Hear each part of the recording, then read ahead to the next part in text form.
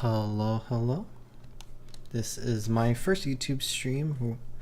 I did a Twitch stream yesterday, and since a lot of people seem to want to watch me stream on YouTube compared to Twitch, and since I've never streamed on YouTube before, I thought I would try it out and see how I enjoy it. And of course, since it's my first YouTube stream, and since I'm kind of new to streaming in general, some things might be a little scuffed, but we'll just figure it out along the way. I noticed I had some mic issues yesterday when I was streaming on Twitch, and I think I have it all figured out now. So we should be good to go as far as that goes.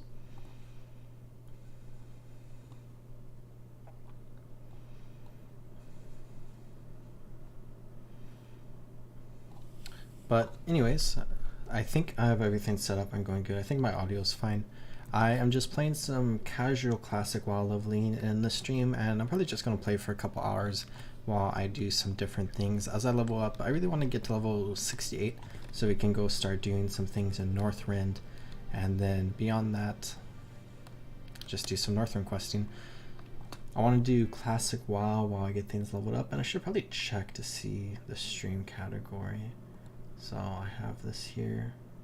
And I didn't put a thumbnail, so I guess it just shows my logo. That's weird. I heard you have to make thumbnails for YouTube live streams, so I'll probably do that in the future.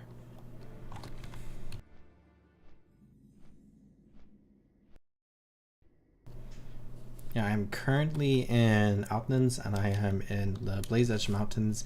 And last stream I did a lot of stuff in the Grand, and I completed like most of the quests that I wanted to complete over there, and I did a couple of things in Terracar.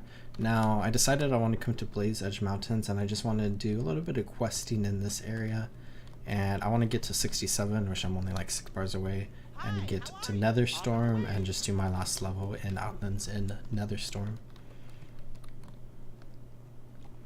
It's been, I've always wanted to like stream Classic WoW since like Classic WoW came out in 2019, and I did a little bit of streaming, but it's kind of nice at the end of the Classic WoW lifespan to be able to do a little bit of streaming, especially since I've been doing like my Let's Play series, and I have more Let's Play series stuff planned, but it's kind of nice to do some other stuff as well on like my YouTube channel, where like a lot of the stuff I want to do with like YouTube is kind of just like documenting. Like that's why I enjoy Let's Play so much, is because like one day World of Warcraft is going to shut down, or one day I am never going to play World of Warcraft again, and in either of those circumstances I kind of just like having like my adventures and my thoughts and like my experiences with the game kind of like in a place where I can come back to. I could have like re-experience it if I wanted it, or to show it with other people.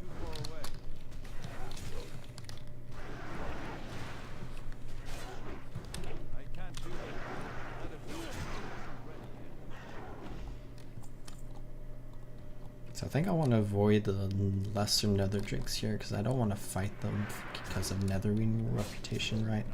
But I talked a lot about like reputation earlier, and I don't really care too much about this character, because basically what I'm doing on this character is something that I'm doing with like many different characters right now that I'm leveling, where I'm trying to like play every single spec to a point where I feel like satisfied with having experienced a spec to like the level of joy that I have with it.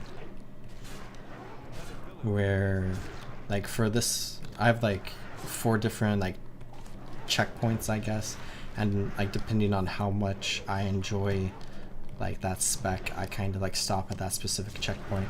So it's like divided into like Wrath of Lich King and like vanilla era. Where in Wrath of Lich King, basically my goal is to get to level 80, because that's like not a lot of work to be able to get to level 80. I mean, it's like a decent amount of work, but not like too substantially difficult, and I think I'll get like a good grasp of the entire spec into like at least like level 75, but like might get a little bored by the point you get to like level 80. But once I reach like level 75, I'll definitely have like felt satisfied with the spec.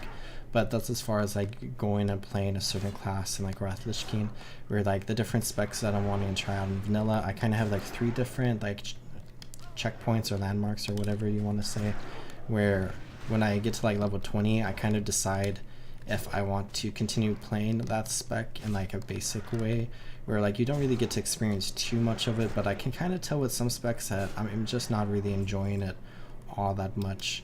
And so like with Paladin, for example, Protection Paladin and Holy Paladin, not really something that I see myself playing, and I enjoyed getting like the first like talent points and stuff for those different specs. But I think beyond the level 20, I'm probably just not going to do a whole lot with that, and I don't know what I need to do for this quest here, so I'm just going to do that.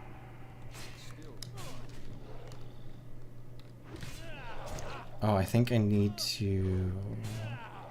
I have to kill 9 different things. I think I have to kill 3 whelps, and then I have to transform it into a bigger one. So let's go ahead and transform this whelp one more time.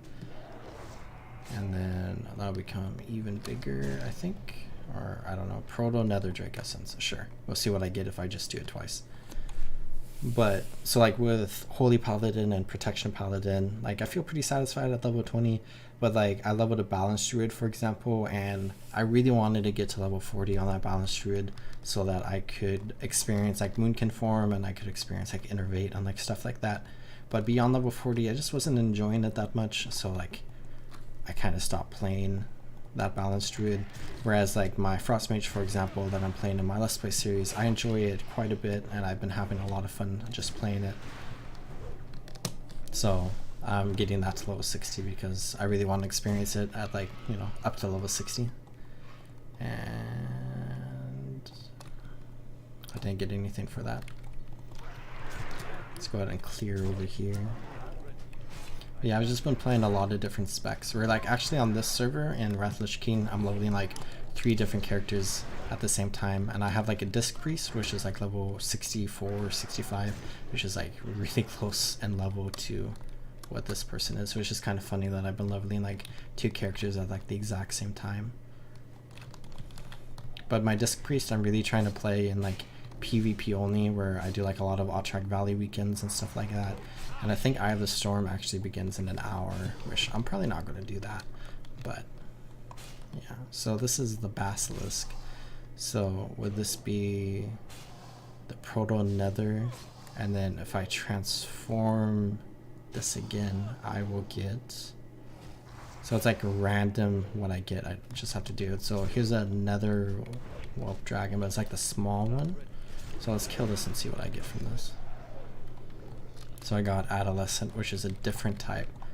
So I don't really remember ever doing this quest before, which is kind of why I wanted to come to like this place, because I have a lot of nostalgia for like being at this place, because I thought it was really cool when I was a kid with like all the engineering stuff.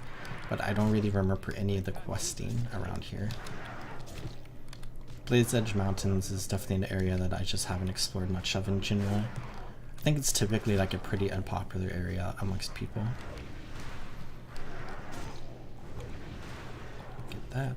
Okay, so let's open this egg again, and we get that whelp, which we don't get anything from this whelp, so let's transform it. And then we got the big hatchling, so I might just get this hatchling down low on health and then transform it again. And I think we want to get a big dragon in order to get the mature essence. So let's do that. Transforms. Okay, well it's just a basilisk again. I guess we'll get that, and that's our second one there.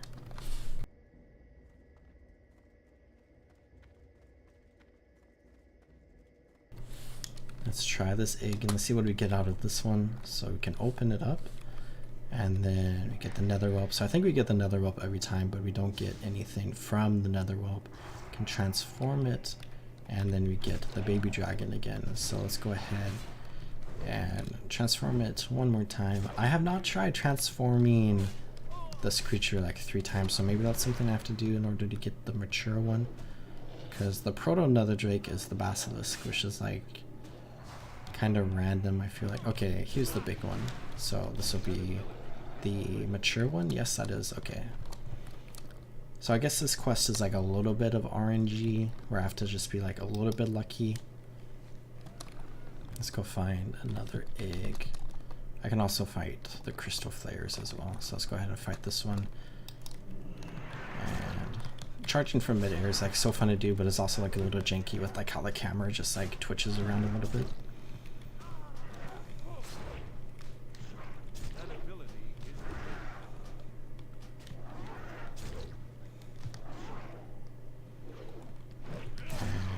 Well, executing didn't finish anything.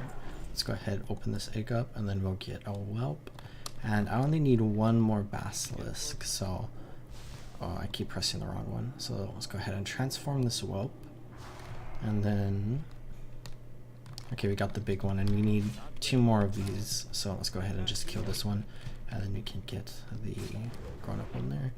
What is Testali's experiment? Is that? Oh, it's back there at the village place. So I can run back there after I finish these 2 quests.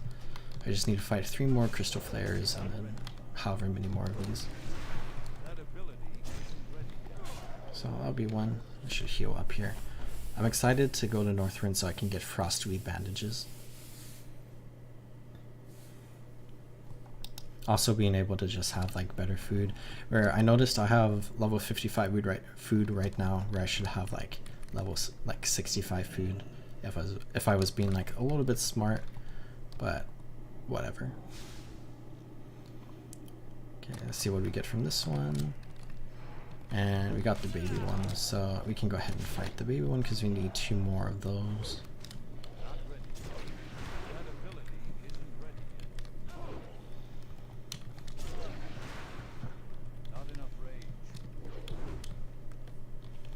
I feel like when I get towards like level 80, I should check out like a guide for playing like a Fury Warrior, because that's what I'm playing right now.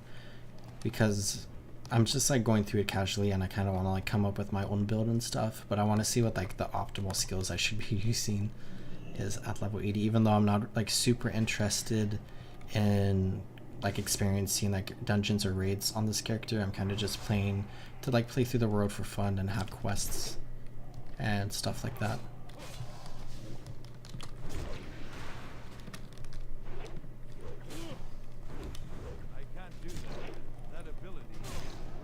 Okay, so I'm done with the basilisks now. Go ahead and bandage up. So I just need 1 more of the baby dragon and then 1 more of the bigger dragon. Let's go ahead and sneak our way over here. I don't want to pull any of the lesser nether drakes. Let's go ahead and open this up, and then we can use the phase modulator. And I guess the crystal flare wants to fight as well. So let's go ahead and just pop all this stuff. And I don't need the basilisk, so I'll go ahead and use the transform again.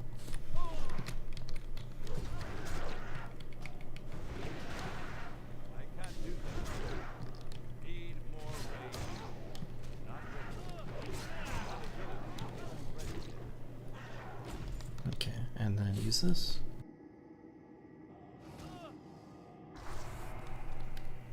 And we got the big one, so all we need left is the smaller dragon after this.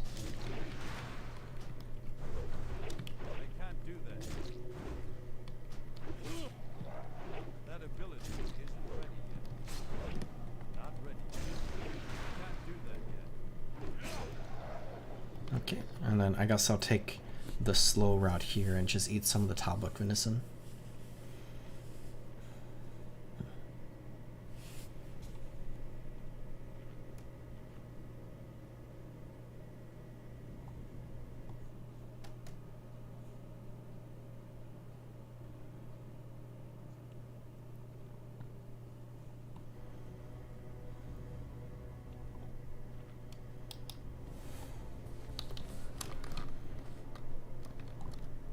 I can sneak my way over to this egg, and then I'll probably just run up this mountain here a little bit.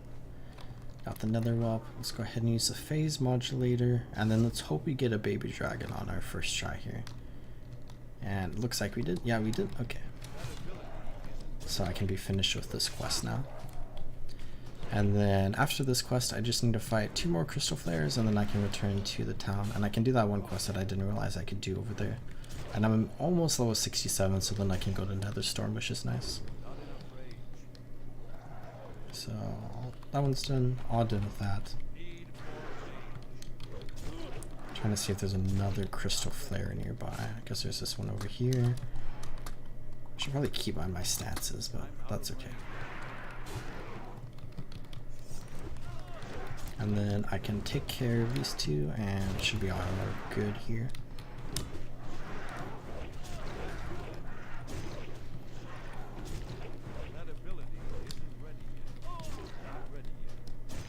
Okay, and all good there. Checking my map and okay, all done with that. I need to do this quest as well, where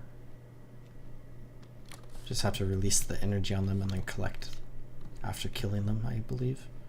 So that should be relatively quick to do because I only have to do that 5 times. Let's go ahead and turn in these 2 quests and then let's talk to Raleigh Zapnabber, which is a fun name. And I'm hoping after this quest hub I'll be level 67, so then I don't have to go to like a second quest hub. I went up here, I forgot what this place is called, but I did these quests in retail WoW recently for some reason because I noticed because I noticed that I had not done those in retail WoW for I remember coming through here like way back in the day during like Cataclysm or Mist of Pandaria, and I was doing like all the Outlands quests and I completed all like the questing achievements and stuff, and I just clicked a link because there's a chat box, so I guess that's fine. But I hadn't but I got all the achievements, and then like they changed how the achievements work in like a future expansion, so then I lost credit to like all the achievements and stuff, so then like I had to like do them again, but I haven't finished it because I'm just not interested in doing all these quests around here in retail WoW. Oh, I think I remember this quest. I remember being teleported up here and then the zappy thing. I have a feeling I probably should have healed up a little bit before I did this, because this does not seem like the safest and healthiest thing for me to do right now, and I am flying away. Soaring through the air. I think I'll land safely. And I received... oh, that's just for another quest. It looks like it's gonna land me by R3D0. It's a fun reference. This is we just slowly falling. I could probably like die if I just got rid of this buff, but I'm not gonna do that. They're gonna land me on one of these monsters here. I don't want that. Just put me far away from that wolf. Okay, I'm falling. Okay, I took a little bit of damage because my buff ended. And I may not launch from the Zephyrium Capitorium until this charge wears off. What is this? Oh, I think this is just like a... that's like telling Horde players and Alliance players, I guess, that there's a base up here. Because I have questy, but like people coming through World of Warcraft for the first time, which is unfortunately not something I can ever experience again, unless... I'm sure there's probably something I could do to experience it again, but they would have no idea that there's something up here. I remember exploring all these areas for the first time, and it's so fun. Okay, so I have another quest to use it, but I have a 3-minute debuff, so I might come over here, and I have a bunch of different quests I can do. So let's go ahead and do this ogre quest, I believe. Or I believe we have to, oh, in cases, these are a lot of big words. Okay, let's go ahead and use this on this ogre here. And valid target, okay.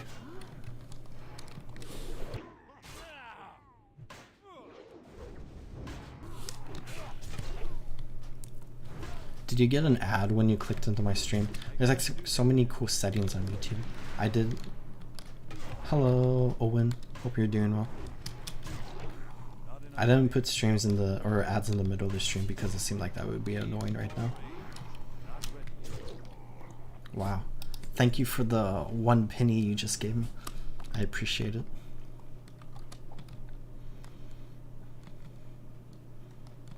Okay, what do I need to do here? I should probably read this. I think it's around these orbs. Use this right here. Can I target these? This is me having not experienced these quests in a very long time. Can I use on that? Okay.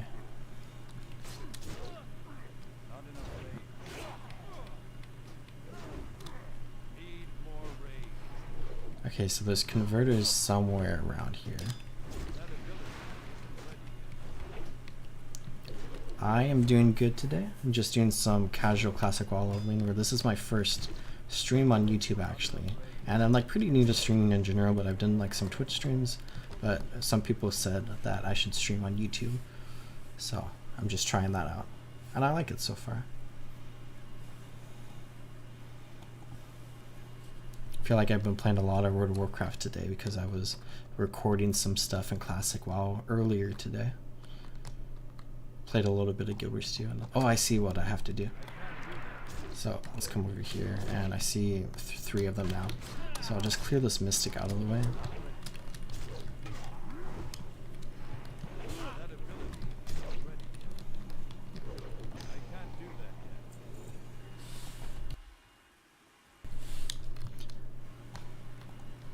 Yeah, I see a lot of thoughts about like the current state of Twitch right now.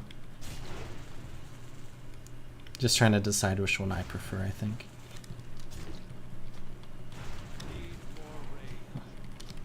I'm thinking I'll probably mostly stream on YouTube, but then do like occasional streams on like Twitch. Cause like I'll probably stream like a lot of Guild Wars 2 as well, which I know they do like Twitch drops sometimes, so I'll probably like stream on Twitch whenever there's Twitch drops, and then I'll let people know so that they can get their drops. YouTube drops would be a nice thing to have though. Which I think there's like a little bit of like a system in place for that. Because I remember like, I don't play Overwatch anymore, but I remember like the Overwatch League when it first came to YouTube, they added like token drops on YouTube. So I know like that system exists, but I don't think they really expanded it to like the level that Twitch drops are.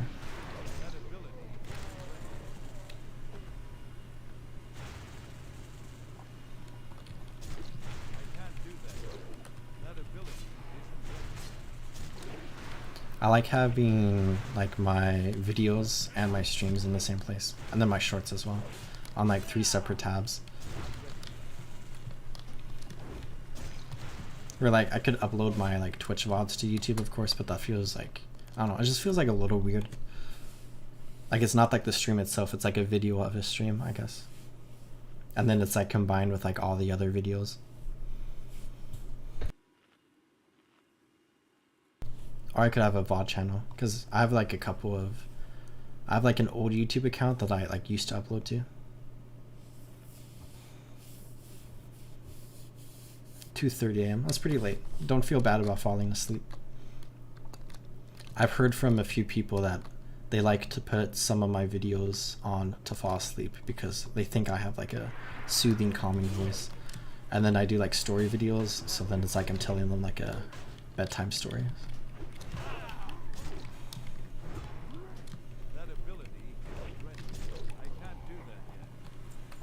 I think I need 3 more here. So I just need to find 2 more after the, oh, I canceled that way too early.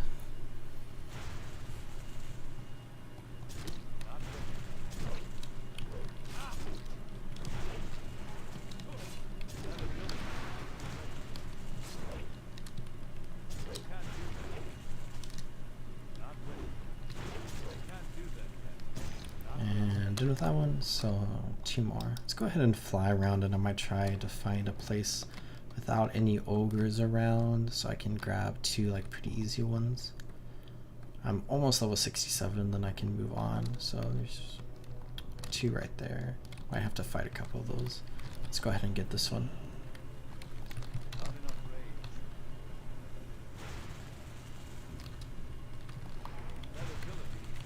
I guess I should check if the audio is okay. Because I did like a Twitch stream yesterday just to like kind of reorient myself with the stream and stuff, and I noticed my mic was only playing into my left ear when I watched the VOD, so I think I fixed that. Should be coming in from both ears. Or coming into both ears, I guess.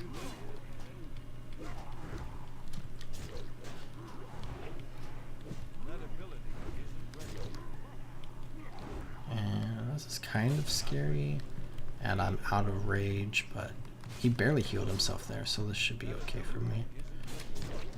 And 1 more hit. Okay. I was fine the whole time there.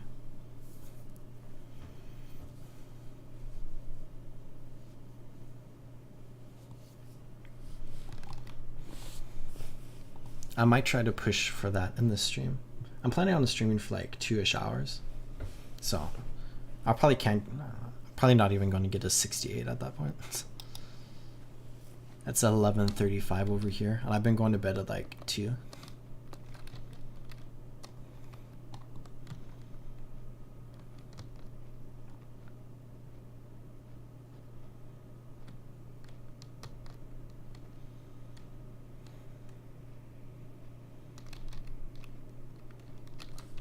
Just need one more, and I want. Okay, this looks like an easy one to get. Not ready yet. I can't do that. And there's another mystic coming in. It's too far away. I'm planning on streaming hardcore classic WoW when that comes out, so I feel like I should like practice at paying more attention, because that's like the number, like really the only thing you need to do in hardcore WoW.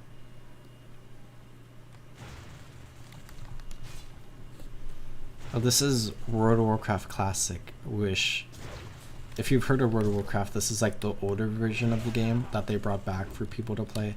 So I'm like playing through the game that people would have been playing through in like 2008. But it's like, now it's modern content again in a way. But it's just like an MMORPG where it's like an open world and there's like monsters like scattered throughout the world. And then you have like NPCs that tell you to go do certain things, like kill certain mobs, or like this quest right here, I had to like interact with something which spawned an enemy for me to fight, and then I had to put like a debuff on the enemy, and then I had to kill it. So it's like a little bit of complexity to be able to like complete that quest, but overall like pretty easy.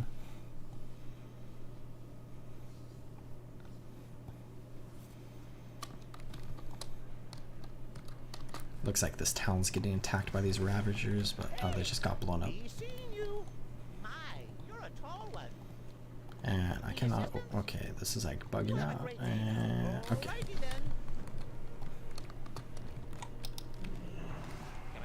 How did you stumble upon this stream?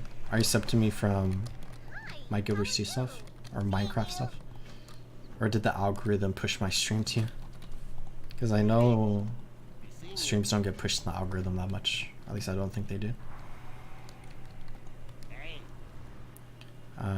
Jordan, here is another flying section for you if you wanted to watch it. Minecraft. I need to sign a waiver. Sign the waiver and then give it to this. Okay. Here we go, flying again.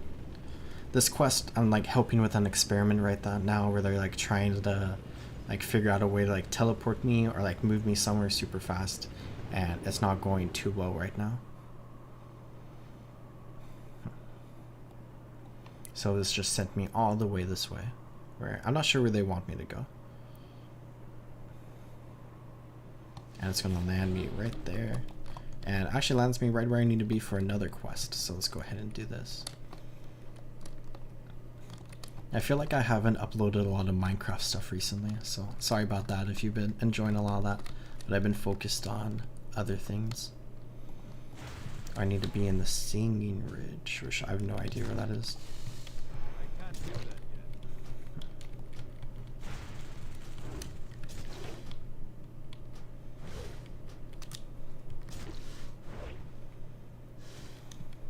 Not ready yet. That ability isn't ready. I just want to get out of this fight, and then I can't. Oh, there's two parts of this quest. So one part of the quest, I need to just kill him and then collect the items. And then other one, I think I just use this and then try to get hit. But I need to find the area to use this at. I guess it's over. Let's fly back. I'm a little confused.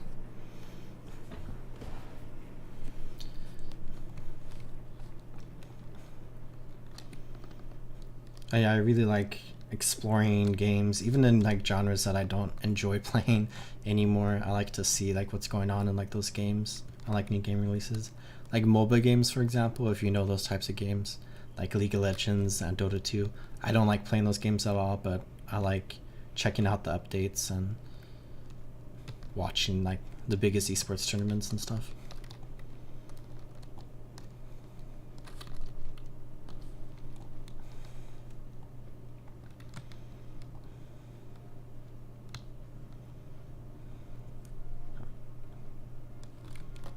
Okay, so this is Razor Ridge. Hold on.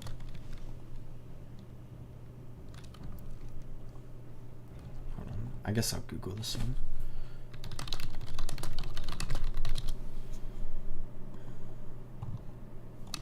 I think it's all the way down here I need to go.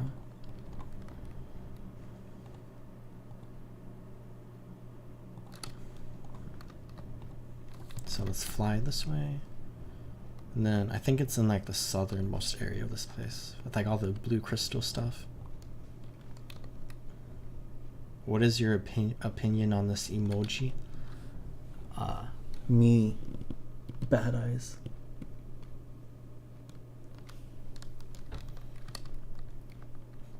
My honest opinion, I feel like it's like mid. Like it seems like decent enough, but not like anything too like spectacular, I guess. I've never seen that before, so I don't know. Is it just like an emotions based emoji?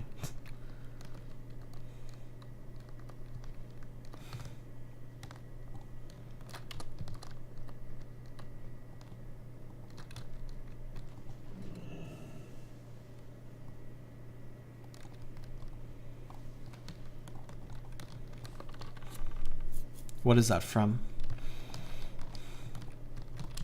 That ability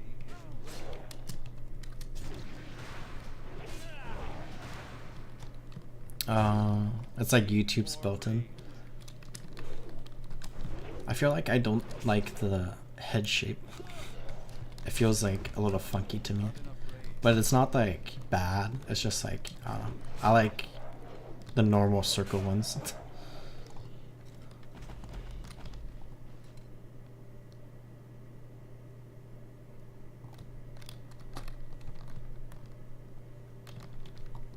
Okay, this is like some complex quest I need to do.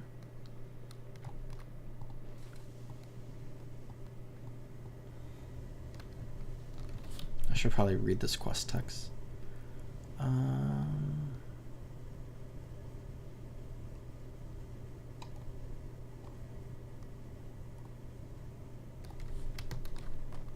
get hit by this? Did I form a triangle? I really have not done these quests, have I? Okay, I formed a triangle.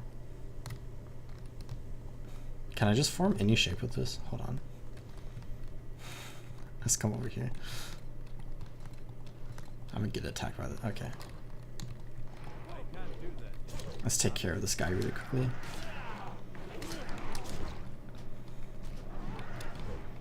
I have no idea what I'm doing right now.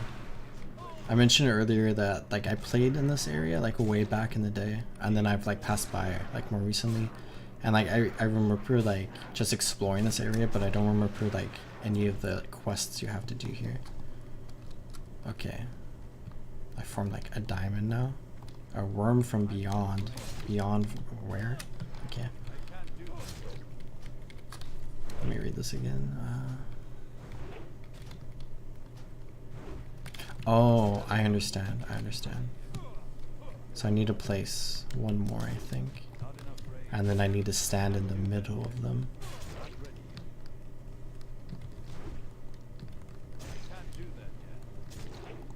Okay, I don't even get to loot that. That's sad.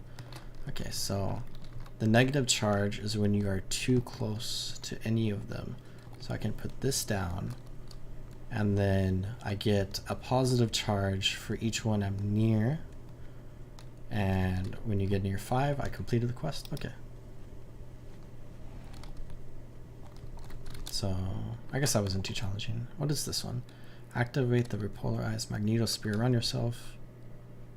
Okay, I think I got confused earlier where this quest you can do here, and then you can use Okay, so then I just have this buffer on me, and then I just gotta get hit by 25 times. So I guess this is just a little bit of a test in patience. Let's go ahead and kill this one and see if I get the lightning gland drop again. Because then I'll kind of know, like maybe with the next one I'll just sit. Okay, so I got it the first time. So I have to wait 15 seconds before I can do it again.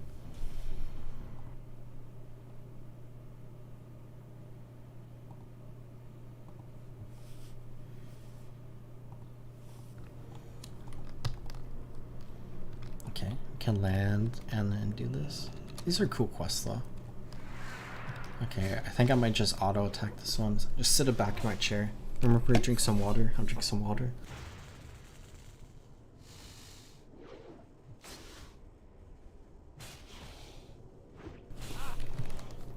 And then I'll just slowly get hit many, many times.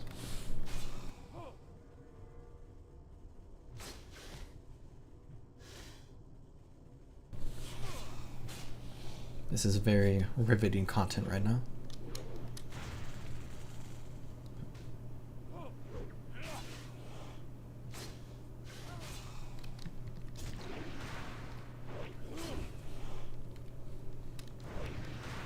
Okay, I'm gonna die, so I should probably fight this one. I've killed 3 of them and I've gotten hit by 6 lightning strikes, and I need 25, so this is going to be an experience. Maybe I'll just... Oh, there's an invisible spider right there. Let's hope he doesn't come near me.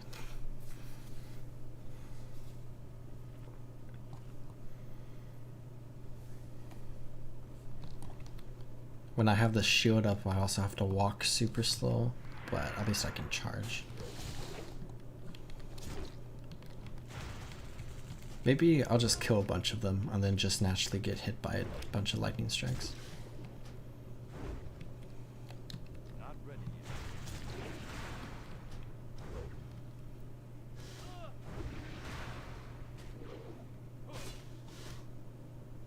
I get hit by 2 in the time it would naturally take me to kill it. Okay. Also, my inventory is a complete mess right now. I think I want those to sell.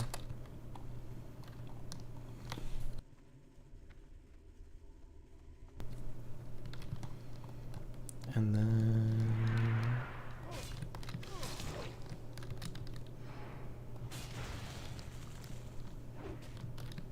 okay, I'm like a third of the way done with this quest now. I guess it's not that bad. And I only get the cooldown on the shield if I like mount up. So I just have to walk around a little.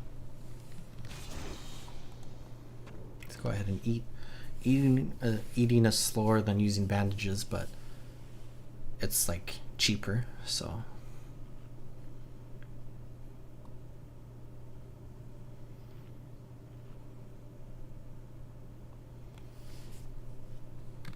I need to get closer. That ability isn't ready yet.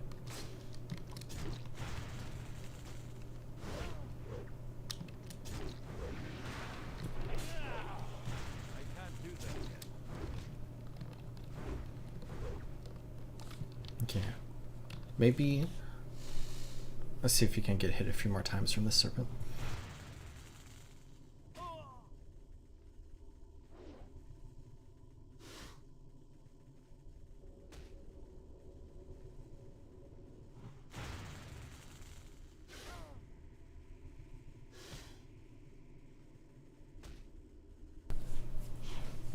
So, this is fun. Okay, I'm probably gonna die. I'll kill this one. Heal up again. Go do this on another serpent. But looking at other quests, I have to kill Rich Pine Stalkers, which are north of here, I think. And then... oh, there's one right there. We need Dagger Maw Tooths. You can go turn it in. After this one, I'll have 3 quests to turn in at that one quest hub, so should be good. I'll slowly walk to this serpent over here. I'm out of range. just spamming charge so I can just like charge towards it.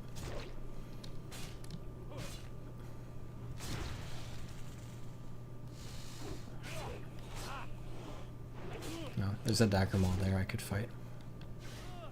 I think the serpent will do another lightning bolt soon, so there we go. Lightning strike. Okay. I was taken care of. Slowly walk my way over here. Yeah, World of Warcraft Classic is a very slow game, and not a lot of people like to watch it because it's so slow. But it's like nice and relaxing, and I thought it would be good for like my first stream while I figure things out.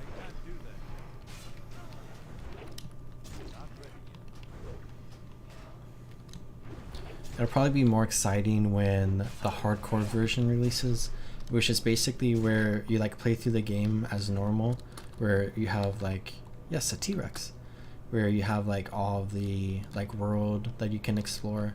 Well, actually this world, it's more complicated than that, but like you can explore the world. And then, but the special thing about hardcore is if you die once, your character is deleted. So you have to be, oh, I have to kill the spiders for a quest. Okay. So if you die, your character is deleted. So it's like an extra level of risk and an extra level of challenge. Or like the biggest part of the challenge is like being able to pay attention. Because like that's like the biggest thing of this game is like, I guess the three biggest things is like patience, knowledge, and being aware of your surroundings. Because it's like a big open world, but like if you're trying not to die, you have to be really careful about like not putting yourself into situations that like you might not be able to handle. Like I could probably kill like 3 of these monsters around here at like the same exact time, but if there was like 6 of them, I probably couldn't do that, and then I would die. Where in like the normal version of the game, dying is not like that big of an issue. It's just like a little bit of an inconvenience. But in hardcore, where your character's deleted after dying, like that's a little bit more of an inconvenience because you have to restart again. You failed the challenge.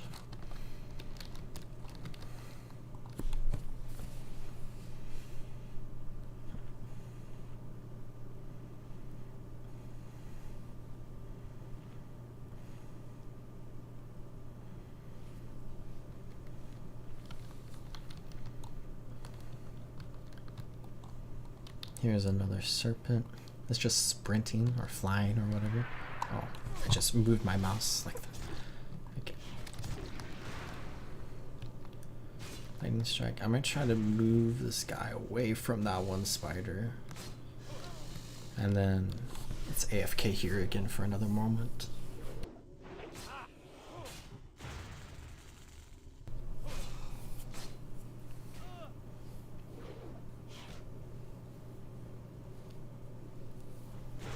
Okay, 5 more lightning strikes I need to absorb. So I'm 80% of the way done with this quest. Here comes another one.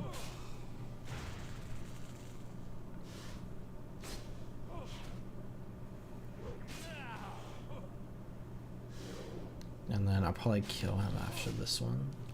So I need 3 more. So I could probably get that from the next serpent I fight.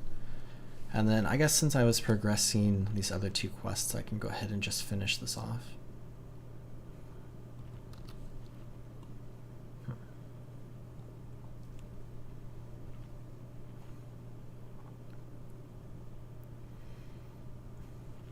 Yeah, the T-Rexes are cool because there's a zone that's like a prehistoric zone kind of, where like there's a bunch of like different types of dinosaurs, like the T-Rexes there, where they're like technically called raptors. But then there's like a bunch of different types of dinosaurs.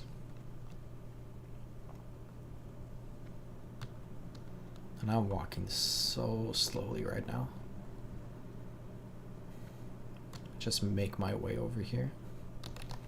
Should buff myself up with that rage before it goes away. Oh. Hello. I hope you're doing well. 3 a.m. It is midnight for me here on the west coast of the US. I'm glad you're spending your 3 a.m. time to watch my live stream right now. Welcome to the stream.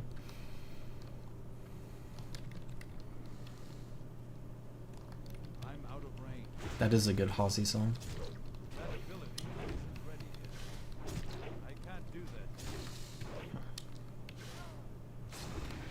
Okay, I need 2 more lightning strikes, so let's go ahead and hold off on killing this serpent here.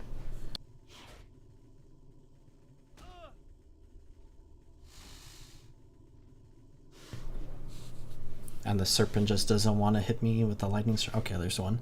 I just have to complain about it. Okay, one more. Should I just complain instantly? It's just not hitting me with the lightning strike. Okay, that didn't work that time. Okay, here's the last one. And then I can just hit, execute. Oh, and then second execute. Okay. It's kind of funny with this ability that I have called execute, where it's like designed to like finish off like enemies that are like almost dead, where you hit it, but sometimes it doesn't kill them. So you have to like execute them twice.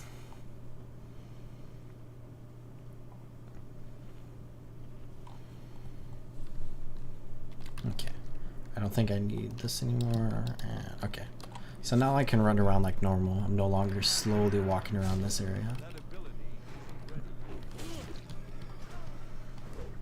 So I need to get 5 teeth from the dagger maul, and then I need to fight 7 more of those invisible spiders. Which honestly might be my worst nightmare. Giant spiders that are invisible.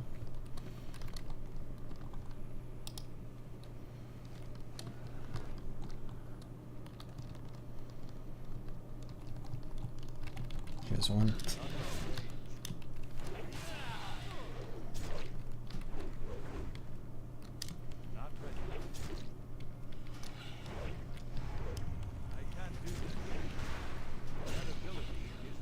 Okay, 6 more to go there.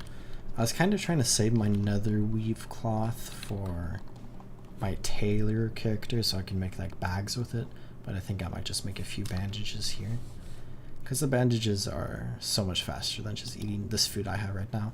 I should probably go buy some new food. I'm currently level 66 and I'm using level 55 food.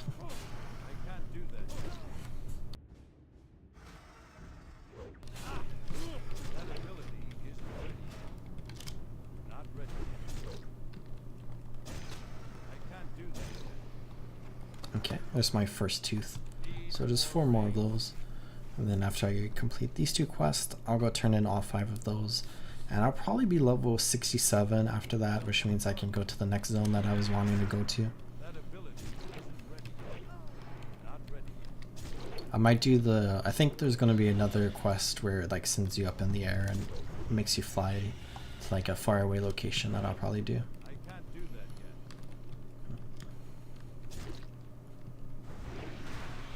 I think my game just lagged out a little bit there. I think I'm fine. Let's go ahead and fly low to the ground so I can try to find... I think this is graveyard.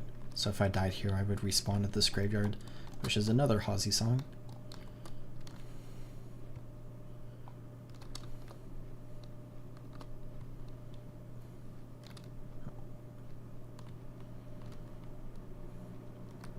Is there a spider here? No spider. Oh, here's a raptor. Or a T-Rex.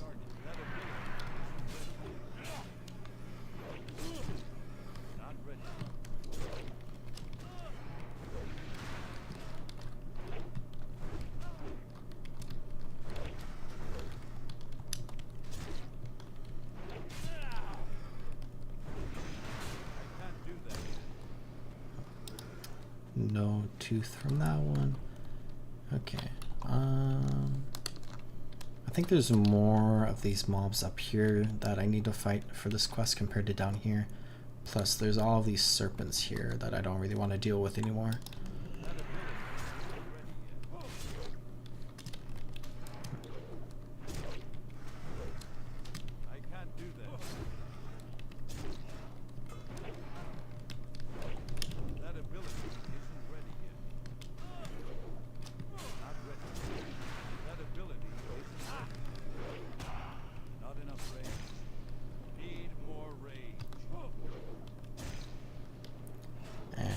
Going to be 3 executes. That was 3 executes to kill that one raptor.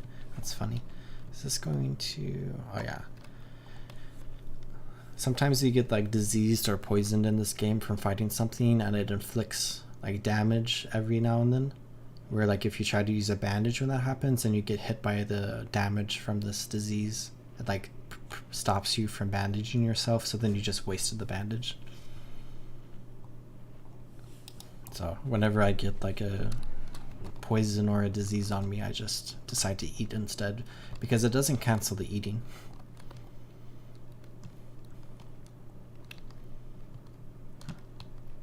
Kind of a funny, interesting mechanic, I guess. I don't think bandages even exist in retail WoW anymore. And like, I don't think a lot of people use food anymore in retail WoW anymore, because like pretty much every class can just heal itself. Where like I'm playing a warrior that's like not really designed to heal itself. It's like a very like martial, like I hit things hard class. But I do have Bloodthirst, which heals me a very tiny amount. And then when I get hit by like a critical hit, I get healed a little bit as well. Okay, there are a lot of Dagger Maw Lashtails here, so I should be able to complete this one pretty quickly. And then I just need 5 more of the invisible spiders.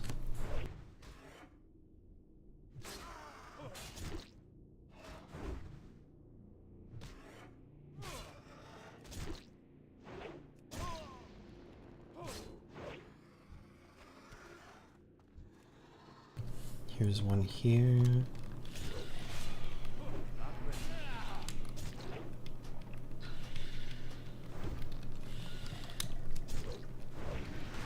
Yeah, I'm definitely not going to hit 68 in this stream. Been streaming for 52 minutes and I got in like half a level, I think. Like not even half a level. Oh, there's a big Gron over there. I do not want to fight that person.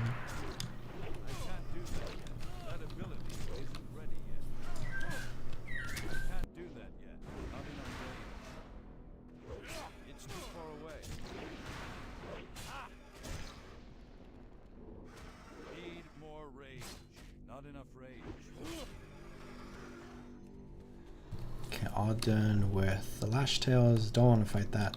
And I got an item here, which is worth like 3.5 gold, which is nice. It's like a little purple orb, but it's useless for my class. And now I just need to fight 4 more spiders, I believe. Yep. And then I'm done here. So I guess I'll slowly work my way. Oh, here's a graveyard again, so I've been in this area. Let's come back here and see if any of them respawn right here. Otherwise, I might try to fly north. Oh, here's one. So I'm willing to bet the ones that I fought further south from here are probably respawn as well if this one is. Because I killed this one after them.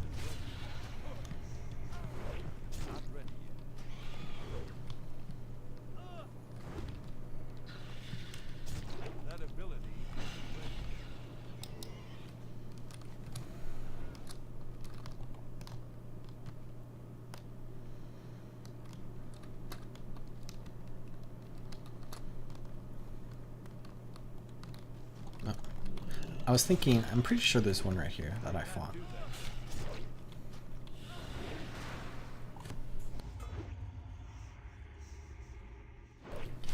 I was thinking about this the other day, where the like area I'm in is known as the Outlands, which is like a planet that's like a second planet compared to like the normal one that you spend time in, where you come through a portal and you come here, and it's like all destroyed and everything.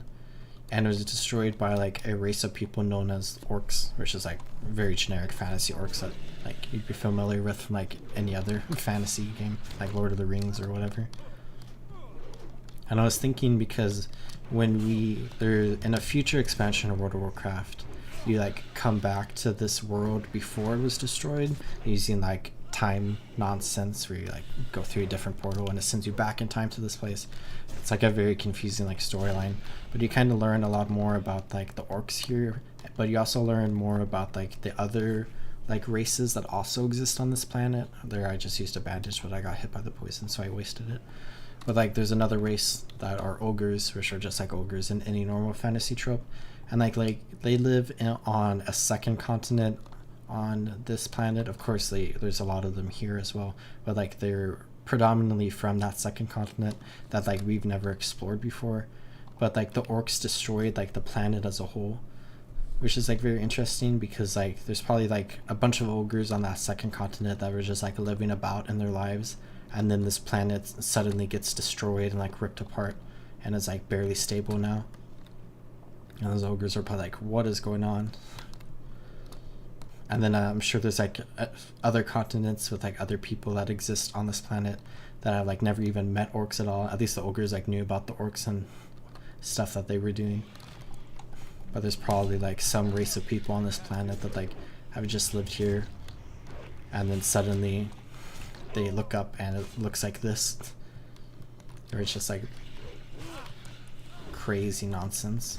And then when we go to the next zone, because we haven't really seen it here, we can really see how like the land is ripped apart in like space.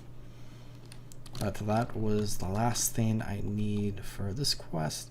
So now I have 5 quests to go turn in over here, which should level me up to level 67, so that I can go to that new place.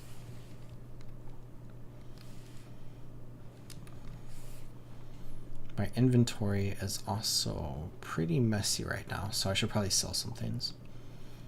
I'm kind of like waiting until I reach level 68 before I go to a city, where I need to go to a city to sell all of this stuff here.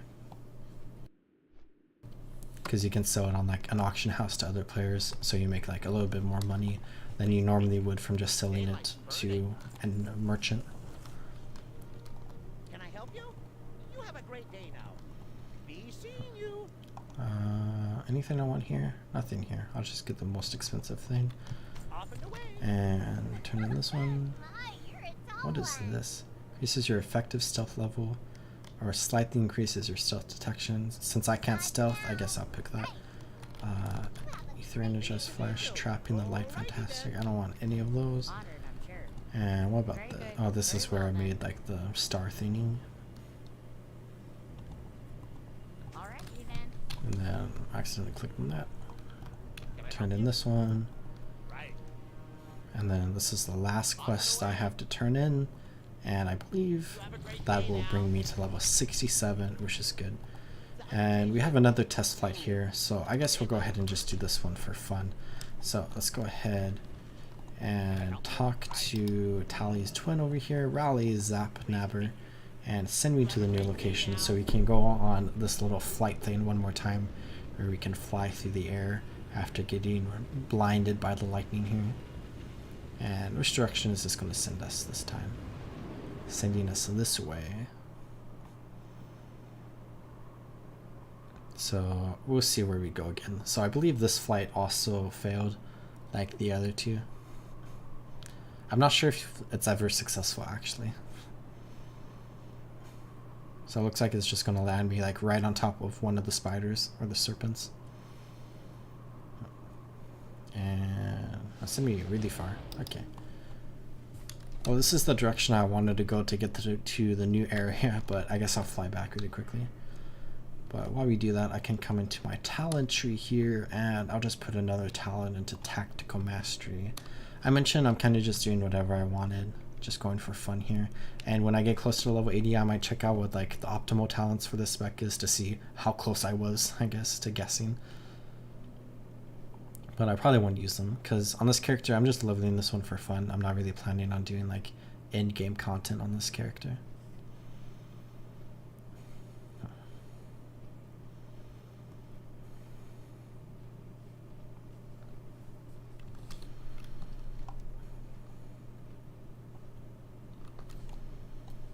Okay, let's turn in this quest, and then I'm going to call this area good. So let's go ahead and fly to the next one.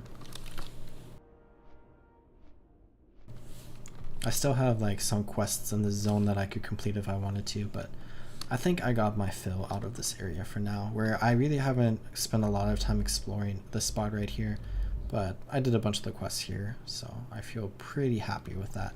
And I just want to explore in Nether Storm until I get to level 68, where then I can start the second expansion for World of Warcraft, which I really enjoy questing in those areas. I enjoy the vanilla game and the first 2 expansions a lot, which is why I've been playing a lot recently, because we've been given the opportunity to like explore through this again.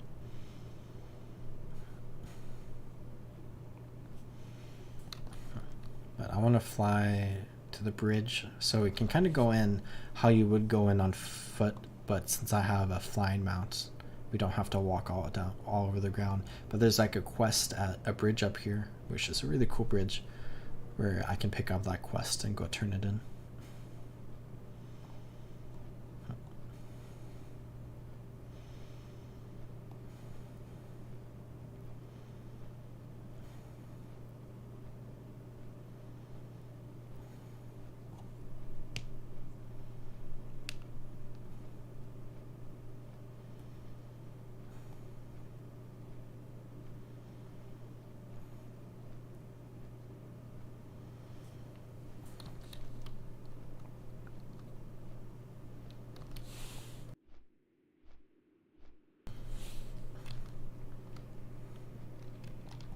As we come to the edge between two zones, we can really kind of see how this entire area is like pretty crazy, as it's like a planet that's been like ripped apart and destroyed, where we have like all these floating islands off here, and then we can look down and like it just drops straight into like a giant like chasm,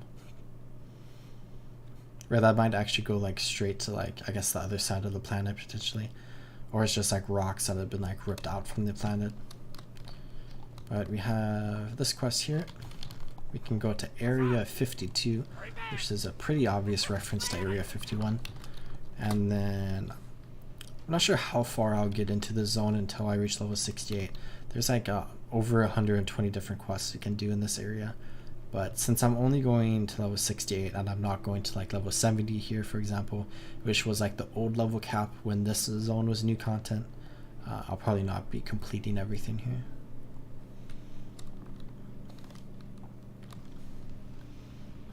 But we have Area 52 here. We have a giant like rocket ship in the center of it, which is fun. And of course this area itself is also a little destroyed. So I think I'm just going to pick up all the quests and then we'll go do whatever. So, oh, I need to go to a merchant because my inventory is a disaster as well. So, pick up all these. I'm not going to do all these probably. Can talk to the boom commander. Be good. Have a good one. Can get that.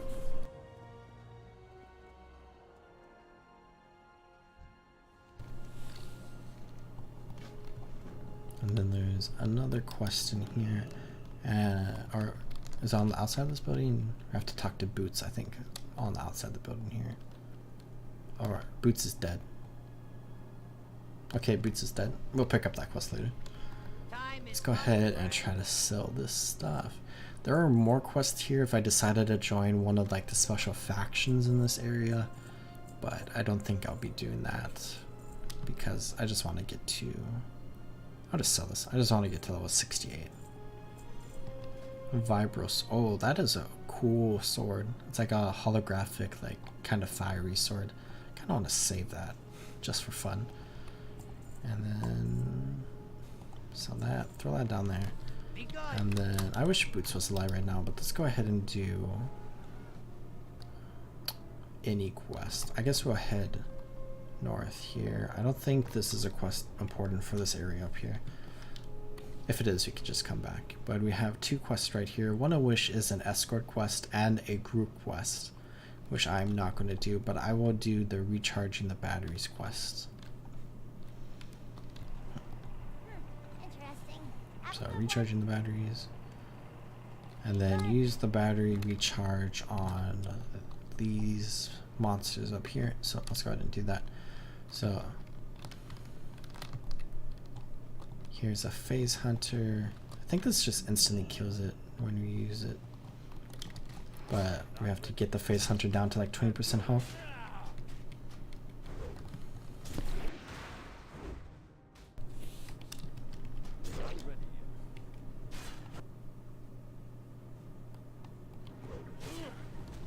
Okay, very weak. Oh, I guess that doesn't kill. They're just killed now? Okay. So just get the face hunters low on health, then use this ability, and then kill them.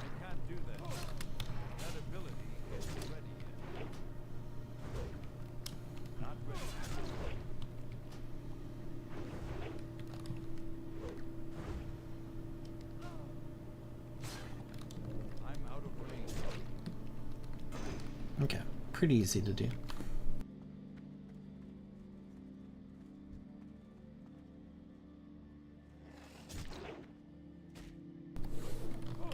I need to be like a little careful in this area, I think, where if I like run around a little too much, I could just accidentally jump off the edge of the world and fall to my death.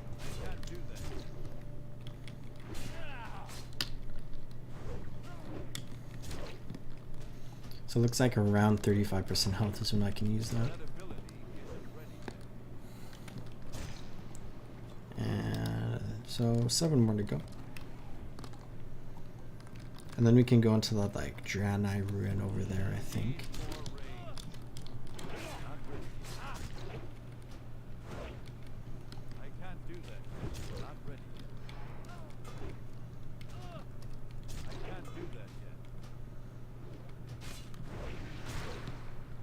And then make sure I use this. Sometimes I just zone out a little bit. Like I'm getting a little sleepy right now. And then like WoW Classic is just like a relaxing game, at least for me to like play. Oh, there's another right there. Ignore that. So I think it's sometimes easy for me to just forget that I need to like do something special when I'm doing like a quest where you have to do something special.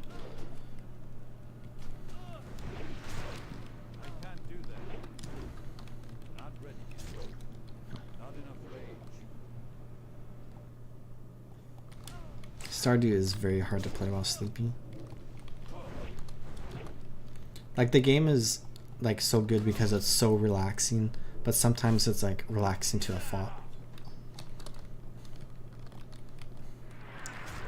Like I have a feeling Palia is going to be like that a little bit. Or like if I play Palia at like 1 AM in the morning and I'm just like walking around chopping down trees and stuff, like I'm probably going to fall asleep.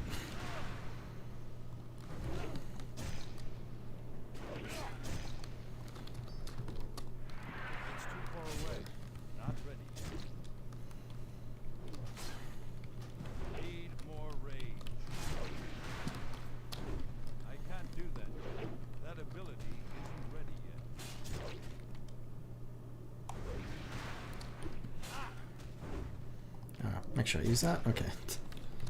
3 more to go, and I see 2 right here. Oh my god. I like saw my like charge like bug out a little bit there, and I thought it was like flinging me off the road.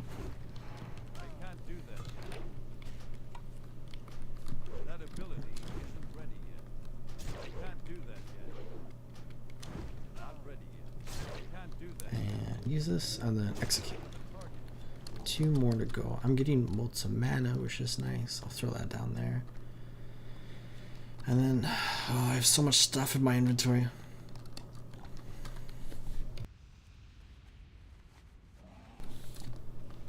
I kind of want to go back to a city beforehand, but I'm already 1 bar into 67, so. Okay, here's a Phase Hunter. Charge that. See another one over there. Last 2 I need.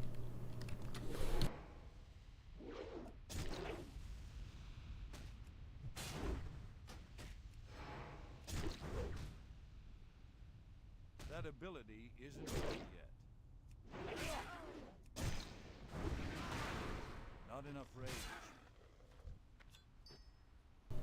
I just did it. I did the thing where I didn't do the thing. Oh no. Okay. Luckily there's 2 right here.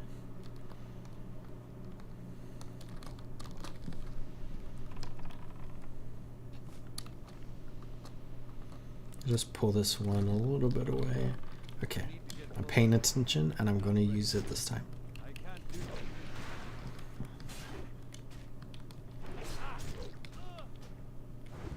So 35% health. Use it. Okay, there we go. And now this one right here.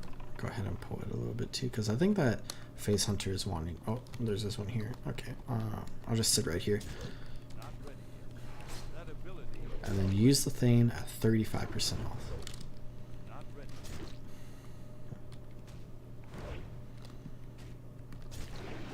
Okay, use it and not kill. And then I'll be done with that quest.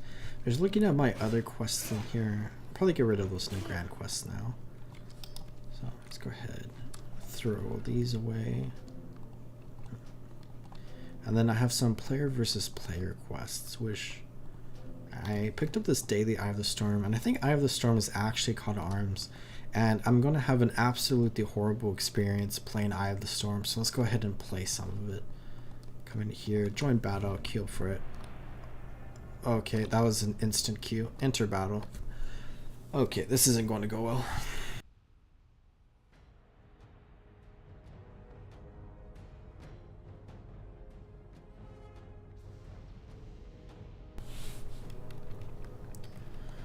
Okay.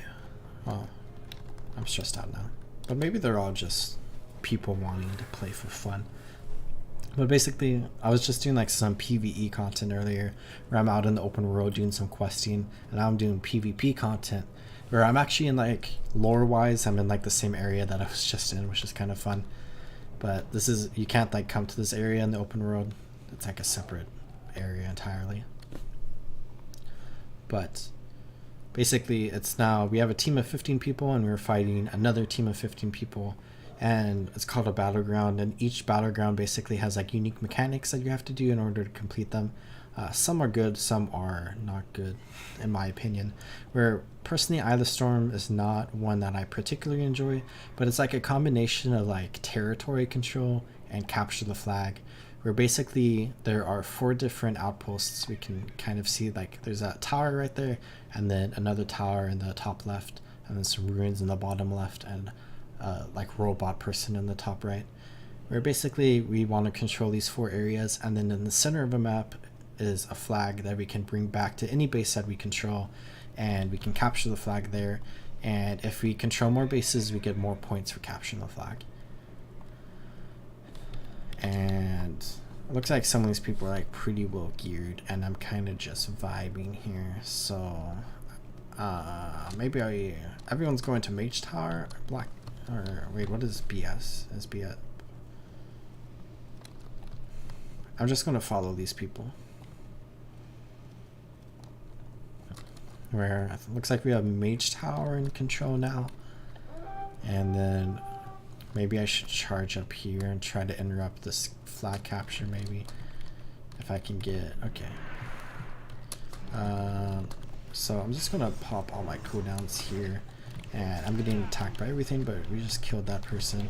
Actually, okay, so that was not bad at all. Of course, I had the help of like 4 other people, but we killed everyone sitting right there, and we got this place. I will say, I think I kind of clutched out a tiny bit because they were just about to capture, and I was able to get on to like the territory to capture it fast enough. And oh, I keep trying to mount up on my griffin, but I can only mount up on my horse.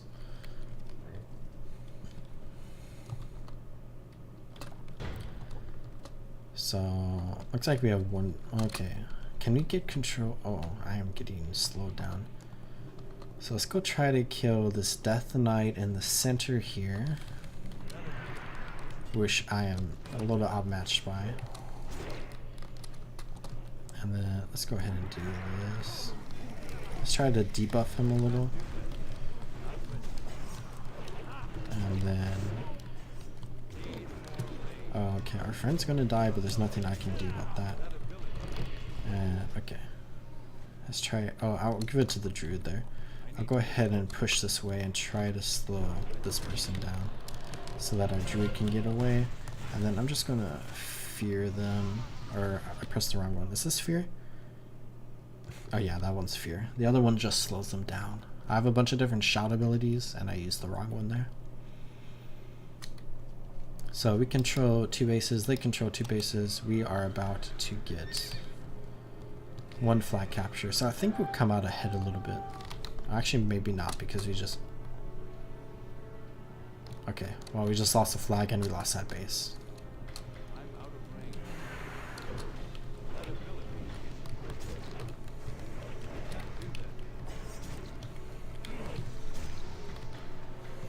range. Okay, I don't really know what the best situation to do, or like thing I should do here is. Looks like we're trying to take Blood Elf Tower, so let's come over here.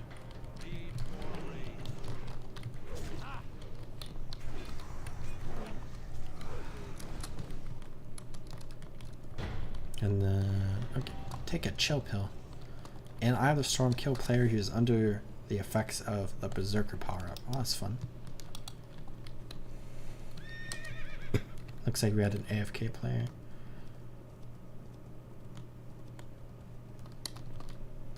Oh yeah, there's a lot of stuff in the Paley first look. I think I watched like the first like 70% of it and then kind of stopped watching. But I've been reading a lot of like the Twitter stuff. Or not Twitter, Discord stuff and Instagram stuff.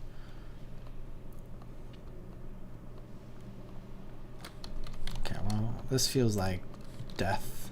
So, okay, well, I was like not trying to escape, but let's go ahead. And I just die there, okay. We do respawn right next to it. I think this battleground is a loss, if I'm being a little honest. It is a trap. I tried to like jump off and then like charge in so I could get like a buff, but I just got pulled back in and I just got teleported away. Because they captured that territory and we are losing pretty badly right now.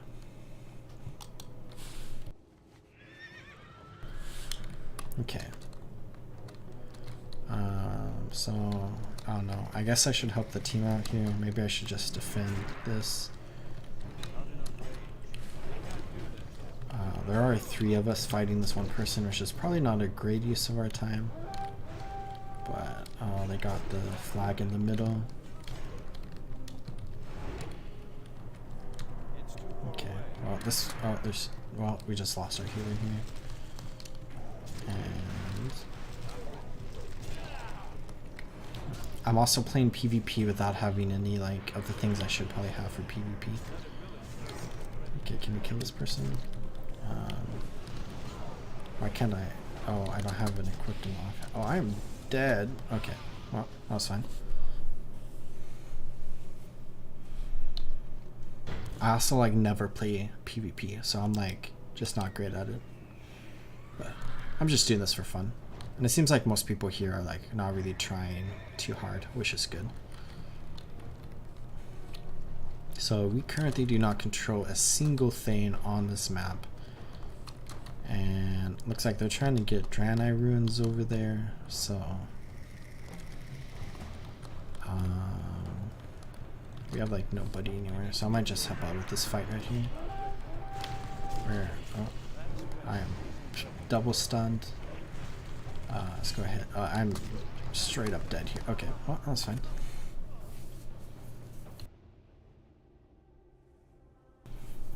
Somebody in our team chat just said, how do you win this? And I honestly have no idea.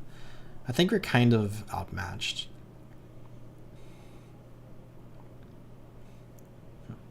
Which, like, when you do Battlegrounds while leveling, that's not like necessarily a skill issue. It's more sometimes you'll get people who are like the lower end of like the level bracket, or like the brackets are like 10 levels, and when you're like 10 levels above somebody else, you're definitely going to be a little bit more powerful than that person. And then the opposite, of course. Where if you're a level 60 trying to fight a level 69 character, you are not going to have a good time. And I am currently not having a good time at all. I'll just double slow them and just cease to exist right there. It's too far away. And there are so many Death Knights, and they have an ability called Death Grip where you just die. Can I get this flag? Okay. I don't know what... Oh, wow. I'm just stunned forever. At least I gotta hold the flag for like less than half a second, so I feel a little bit accomplished there.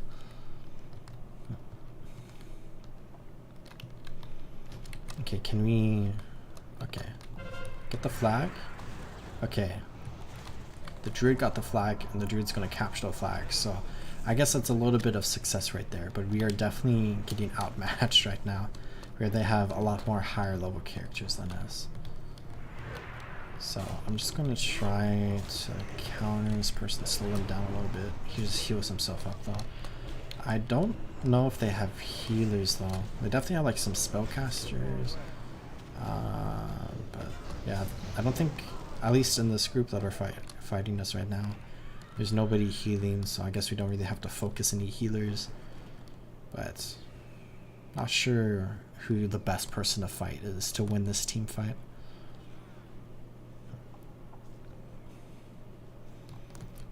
I guess it's not really a team fight, it's kind of more of a slaughter right now. But we do control the southern half of this map, which is good.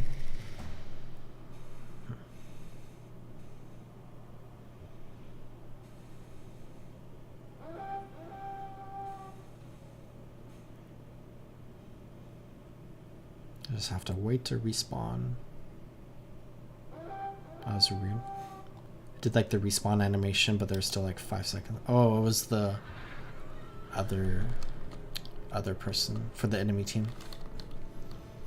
Okay, so we control the bottom 2 bases. Looks like this one's being attacked, so I should probably go help this out. Looks like it's a one-on-one, so we can just +1 this fight here. And then I'll slow him. And then, okay, he's dead. I don't think that person really needed help. But all these people are here, so maybe we can go around to the mage tower, maybe? Or, looks like we're trying to fight in mid, so maybe I'll go help out down there. Is that a level 68 person with a Talbuk, meaning they got to exalted with that one reputation? That's kind of funny. Typically you see people at like max level doing that, because like getting to exalted with a reputation requires you to do like a lot of like bonus things that like don't really help with level. How am I going to do this? Let's just use everything, and I'm just gonna die, but maybe it'll slow them down a little bit. Oh, I'm getting healed by someone on our team, which is good. Okay, let's focus this person down, and I'm dead. 1 versus 6 there. I think I slowed them down though, but we didn't get a flag pickup, so.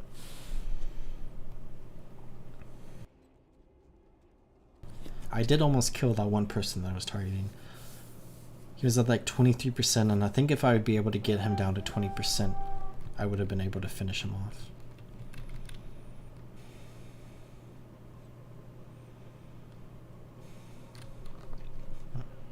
I kind of just ran in there trying to slow them down, but I don't think it worked out too well for being able to like help the team get the flag, and we've lost complete control of mid now.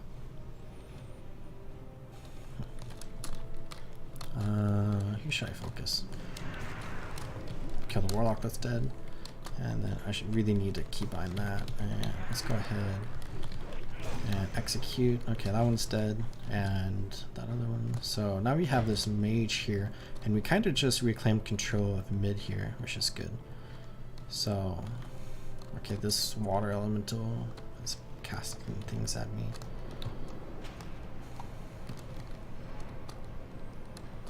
Okay, I'm hoping this druid picks up the flag and then runs away with it. Maybe I should try doing the same exact thing I did last time, which ended in my death. So let's do that, because that sounds smart. They're like, actually, I'm kind of doing a little bit of damage. Okay, so I got stunned, and I currently see 4 people running towards me right now. And I got stunned again. Okay. Well, I think that worked that time though, because I like charged forward and distracted like one of them at least, and then we got the flag capture that time. So that time my strategy worked out a little bit. And we're also capturing the mage tower, looks like. One person's over there fighting. So maybe if you can just like keep control of these 2 bases and then keep control of mid, we might be able to capture the flag over and over. But it looks like we're pushed like pretty far up right now. We're like, we have mid control, and we just captured that flag. Looks like there's a 1 enemy player coming for Blood Elf Tower, or 2, so let's help out here. And then hopefully someone goes and grabs the flag. Okay, so there is just, okay, I'm stunned, and okay, I tried to get the health like thingy in there, but whatever. Looks like it's just the 2 of us fighting at Blood Elf Tower. At least we captured Mage Tower, and it looks like we're getting the flag again. So it's kind of just like trade. Oh, we just lost Fell River Ruins. That's sad. Now we don't own anything on the map, but at least we own the flag, which is cool because the flag is fun.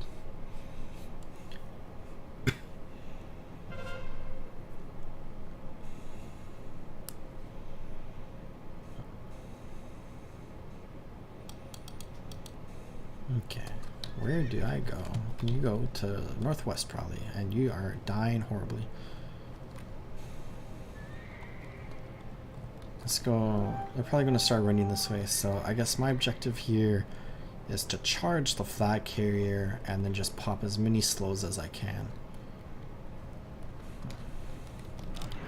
So 1 slow, 2 slow, oh no, he healed himself again. Okay, wow, and now there's 6 of them. Okay, wow.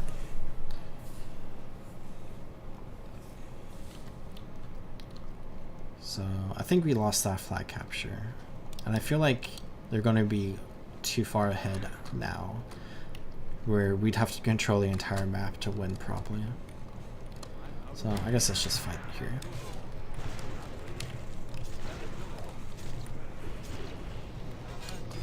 And wow.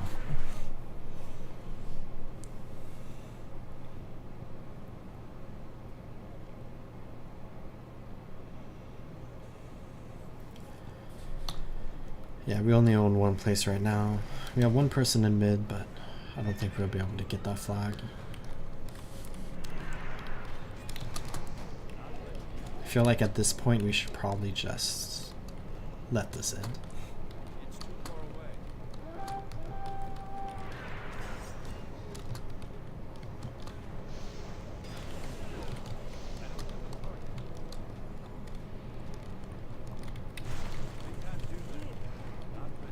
It looks like when we have like our entire group together, we seem to be able to like rip through them pretty quickly, which is good. I guess we were just really scattered at the start of this battleground, so then it didn't work out too well for us. But yeah, they'll get that flag capture. That ability isn't ready. Not ready. This Warlock just wants to metamorphose and charge in. And he's dealing a lot of damage to me from like that AoE fire attack thingy.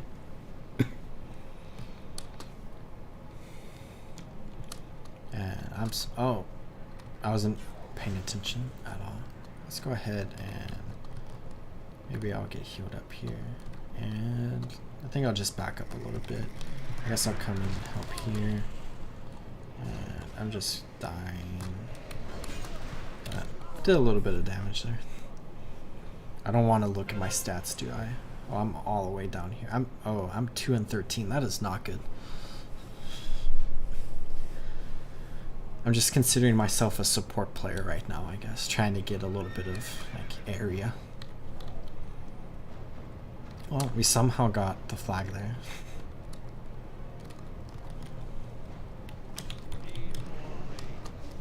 Okay. I guess we'll just charge in here a little.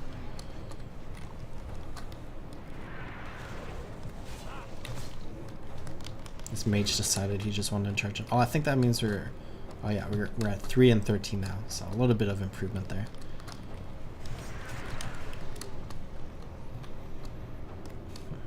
And then...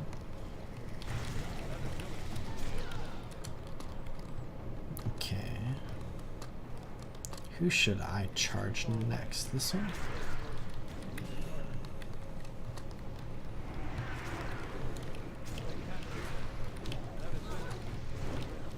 Well, at least we were winning all the team fights at the end of the game where we've basically lost at this point, but...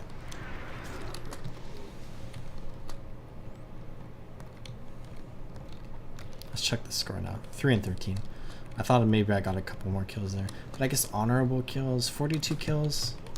So those are like kills that I were nearby when people died.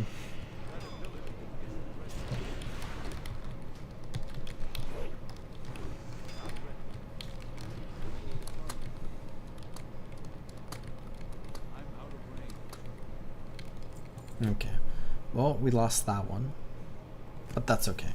That was actually pretty fun because people weren't trying super hard, so maybe I'll queue for another one because I have the daily quest to go complete all those things. But I am back in the open world now, and I'm still flagged for PvP because I was doing PvP stuff, so I'm gonna hope I don't get attacked by a player in the open world because I do not want to do some of that open world combat right now, especially since it'll probably be like a level 80 that attacks me, and I'll have no opportunity to defend myself against that.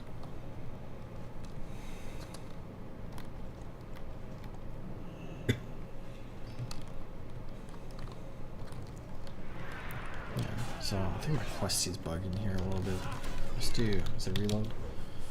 Just lag my game out there and then it should pop back up. I think after combat. Oh, there we go. So I need to collect 8 more of these crystals. And then, so average wait time for this battleground is 9 minutes, but I instantly got into the one earlier that I just did when I like pressed the button and then the queue popped up, which is nice. But I guess we'll wait an average wait time of 8 more minutes, which, you know, maybe that average wait time, I got in by 1 second, so that brings down a 60-minute wait time down to like an average of 9 minutes or something. That's fun math by Blizzard there.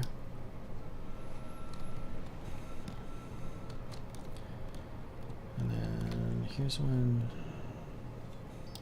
I have the escort quest I could do in this area, but I'm not really feeling like doing that right now. Especially since it's a group quest, I think. But I think it's like one of those quests where it's like marked as a group quest, but you could probably do it by yourself. But again, I'm just not super interested in that right now.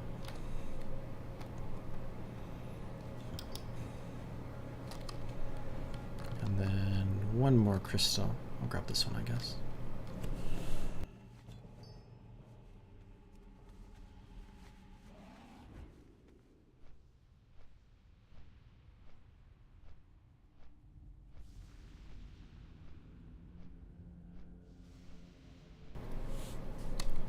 And then I turned this one in at area 52.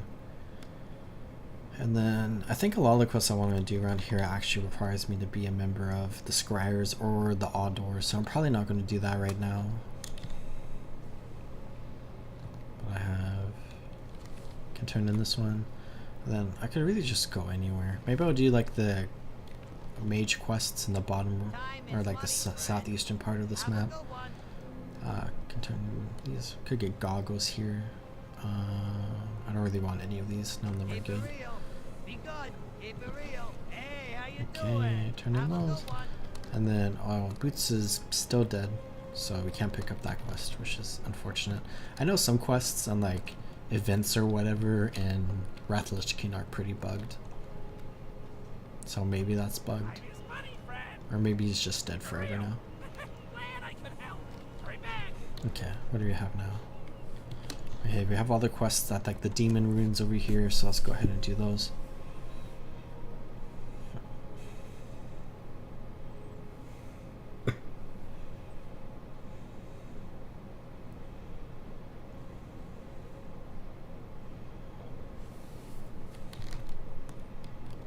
So I think I just have to go to the center and then use this conjuring powder.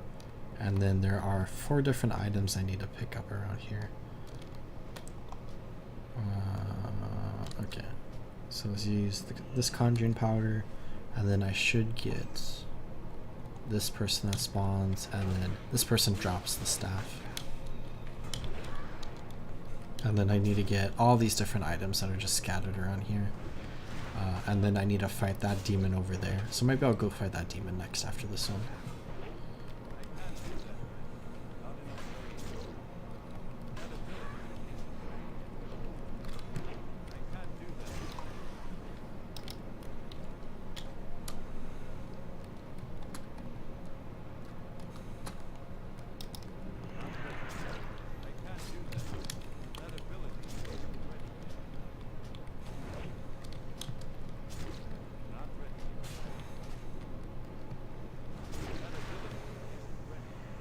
So I'm pretty sure the only thing I have to do here is kill Pentathlon.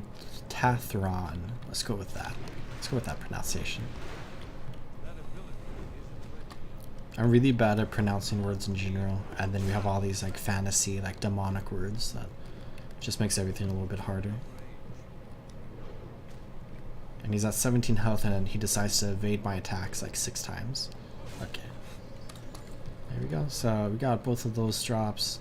And now we just need to collect these 4 different items around here, which is on a 30-second cooldown, which is fun. So I guess you can just kill a couple of demons while we're wandering around here.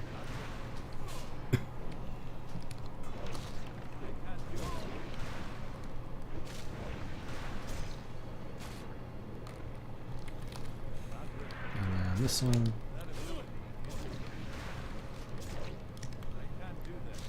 We're 5 minutes 40 seconds into the queue.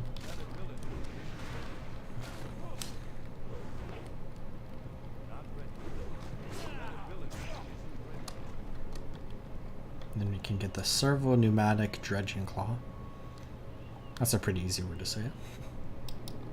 And then we have 2 more over here. So let's kill this artifact seeker right here.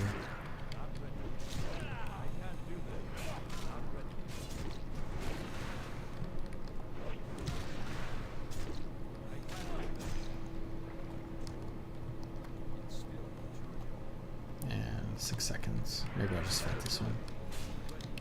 Because like this one's on the way to the next one I need to fight, so might as well.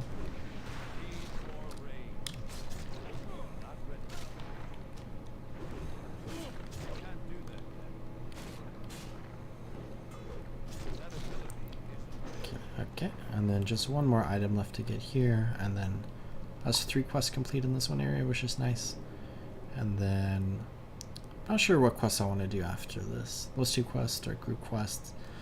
We could get all the mana wraith essences, and then I might head over to the like mage ruins in the southeastern corner of this map and do those. I think that's what I'll do. So complete these, turn them in, and then I'll start the mana wraith quest, and then I'll head down there. Unless we get like another quest after the mana wraith that I'll return in.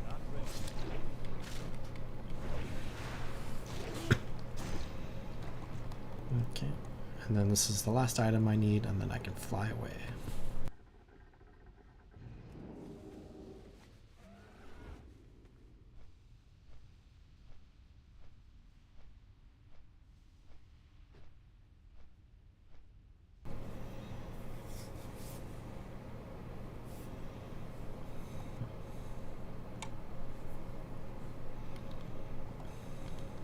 Are there any mana wraiths on this hill right here? I guess we'll fight a few. Oh, there's like a bunch of them right here. Let's go ahead and fight these people.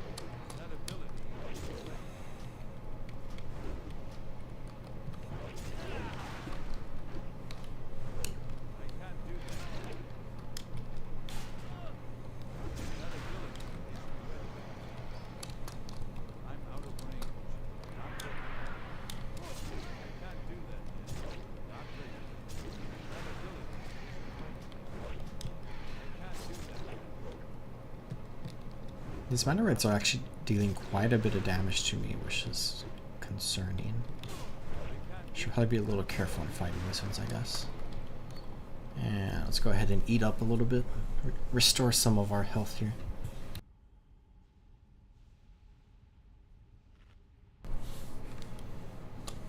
And then we're almost at the average wait time, but it'll probably be a lot longer. I remember I was doing Alterac Valley last weekend, and I think one of the times the average wait time was like 10 minutes, and I waited like 25 minutes. So whoever got in 0 seconds, you're welcome.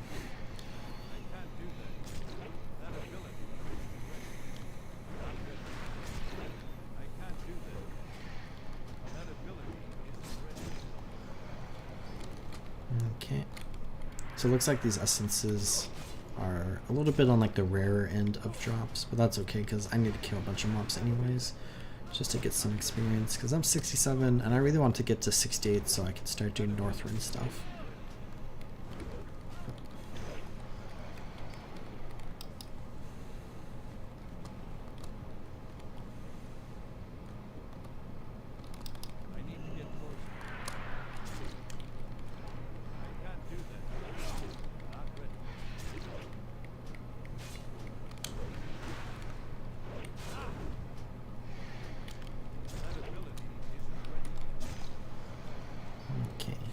This is my first essence. Can use a bandage here to heal up a little faster. Maybe when I get close to like level 68, maybe I'll fight a bunch of like humanoid mobs so I can get a bunch of cloth. Because I think I need 5 stacks of cloth to level up my tailoring as far as I want on my other character. So it would be good to just get that cloth here.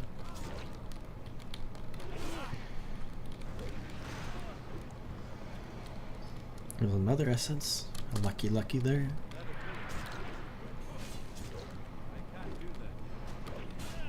Need to remember to keep my battle shot buff up.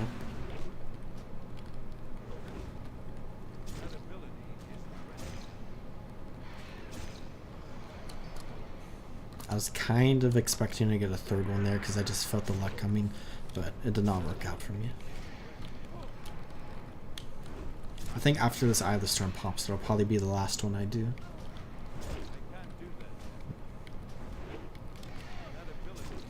I definitely want to win at least once on both my Discipline Priest and this Warrior.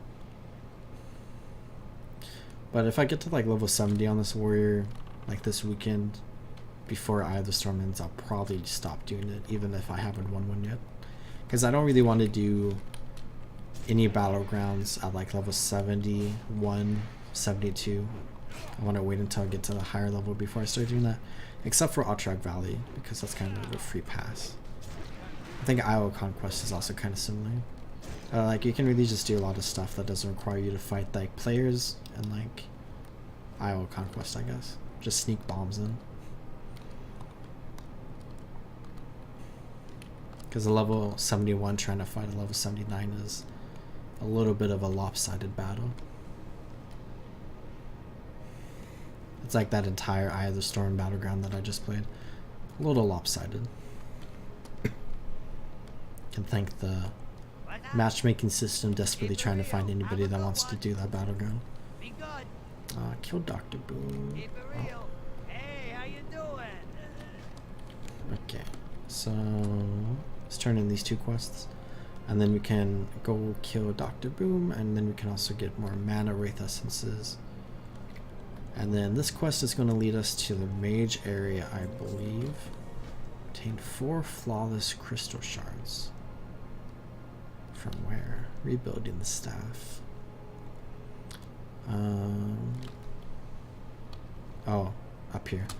So I guess there was another quest in the Draenei ruins, so we can go do that as well. And then, is Boots still dead? Boots is still dead. The Master Mixologist is dead. Let's go ahead and turn this one in. Then we have that quest I guess we can do as well.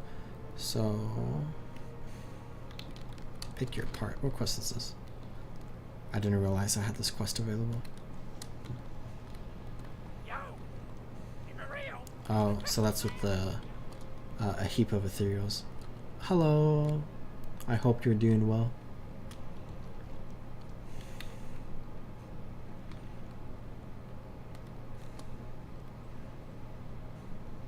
Okay, some mana wraiths here.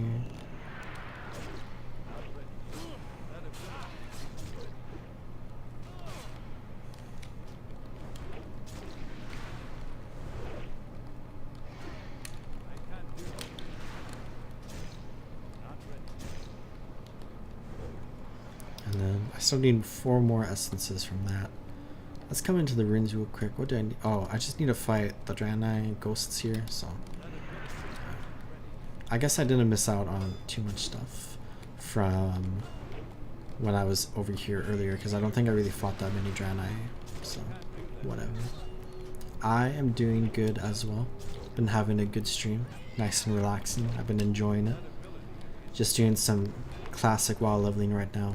This is my first stream on YouTube, so I'm like testing everything out. And I'm kind of new to streaming in general, but I've done like a bunch of streams on Twitch, so like I'm a little experienced, but like overall I'm pretty new. But I've been enjoying it a lot. I think like streaming itself is pretty relaxing, and then I find this game pretty relaxing. So it's just like I'm having a good time right now.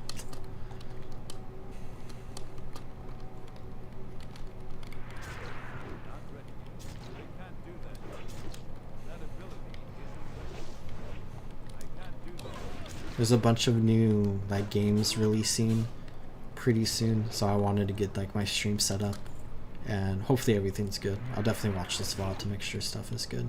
I know my mouse and keyboard are probably a little loud, but I need to figure that out at some point. But I'm wanting to stream those new game releases. One of which is for this game, actually, where they're adding hardcore to this game. Where it's basically like a challenge run where you try to get to like the maximum like level in this game without dying once. Where if you die, you have to like delete your character and restart. So, definitely a little bit of a challenge run that I'm excited to stream a little bit of.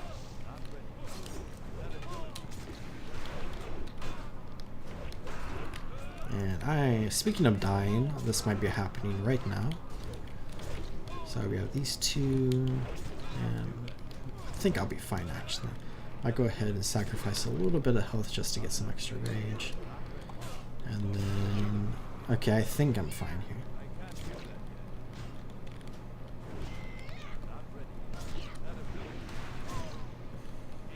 Okay, I'm fine. Did not sweat at all.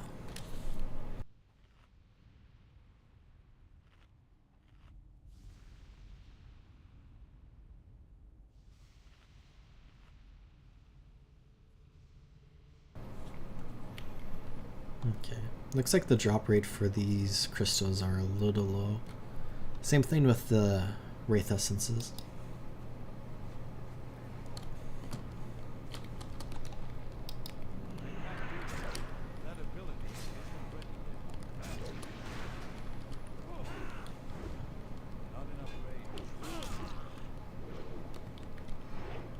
Also, I'm in queue for a player versus player battleground right now, but the average wait time is 9 minutes and I'm at 17 minutes right now, so I'm waiting a little bit over what was expected.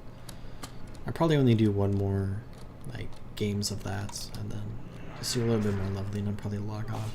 It's almost 1 a.m. over here, so I should probably log off soon. I've been going to bed at like around 2 a.m. I guess.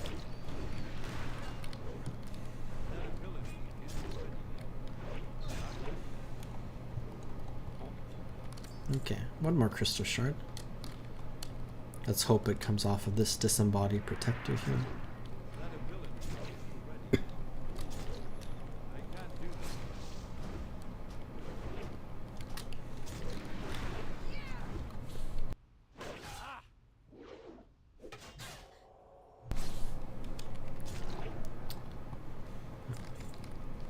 I think overall, like, Guild Wars 2 and WoW leveling are pretty much the same.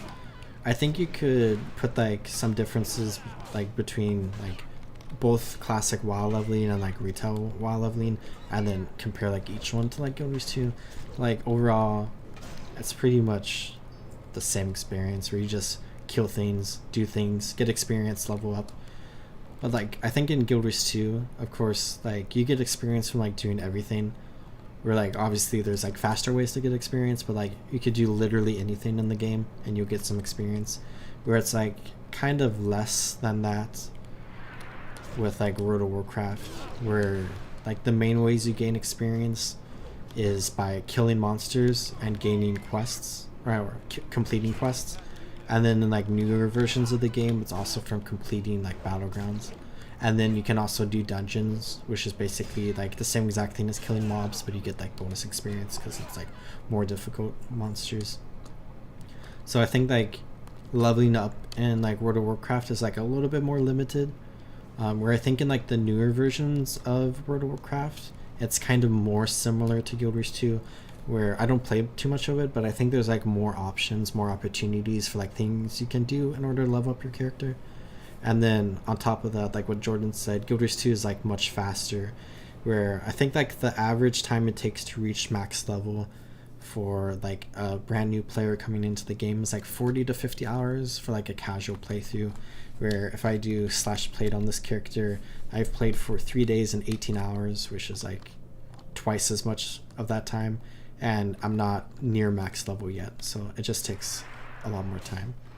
Of course, I'm not going like an optimal route where I'm like maximizing my experience or whatever. I'm just casually playing. But it definitely takes a lot longer, and I do not know why I'm fighting this phase hunter right now. So yeah, World of Warcraft, I'd say in short, a little bit more limited on what you can do to level up, and then just takes longer. But a lot of people like questing in World of Warcraft, which is not really something that's there's not like a one-to-one like questing like experience in Guild Wars 2, where like in World of Warcraft, like you have like NPCs around the road, you go pick up a quest from them, you go do that thing, and then you return to that person. Or like the closest thing we see is like the task system, like the hearts, where like that's basically like questing, but it's like you just walk into the area and then you can do things and then you complete it. You don't have to like go pick anything up, and then it's like more freedom in what you can do to complete the task, where like for this quest that I'm doing right here, for example, I have to kill these mana wraiths, so I have to do that to complete this quest. Whereas in like tasks in Guild Wars 2, there's like more options to complete the task, where like maybe if there was like a task in this area, for example, I'd have to like kill the mana wraiths or kill like these flayers, or maybe there would be like minerals around the ground that we could pick up and stuff, you know, something like that. The only quest we have in Guild Wars 2 is the story. Yeah, I think there's some achievements that they've added to the game, like I won't spoil it too much, but like there's like an achievement category called side stories, which is probably like more close to like the quest system in World of Warcraft than like tasks, where like some of those achievements are kind of definitely like you go talk to somebody, then you go do something, and then you return. But like it's still not exactly the same, and there's only a few of those as well. But it seemed like people really enjoyed them, and we got like a lot more of those type of achievements in the End of Dragons expansion, where the Arbor Stone achievement category in End of Dragons has some stuff like that that's kind of like more traditional quests, I guess, but in a very Guild Wars 2 way. Yeah, exactly like the Marjorie quest. I think like that, like the Marjorie achievement is like pretty similar to like a traditional quest that we see in like World of Warcraft and other MMOs, like Elder Scrolls Online. It's one I play a lot.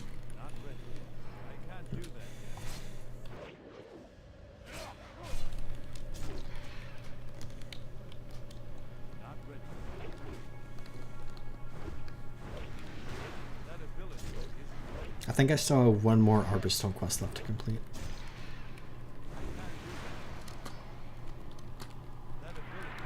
But I've completed all of the side story achievements.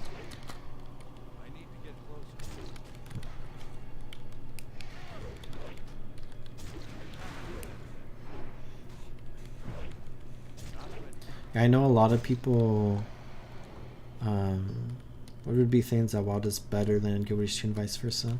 That's an interesting question. I think a lot about like the comparisons between like WoW and Guild Wars 2, but like I mostly look at like similarities, I guess. What is stuff that's better?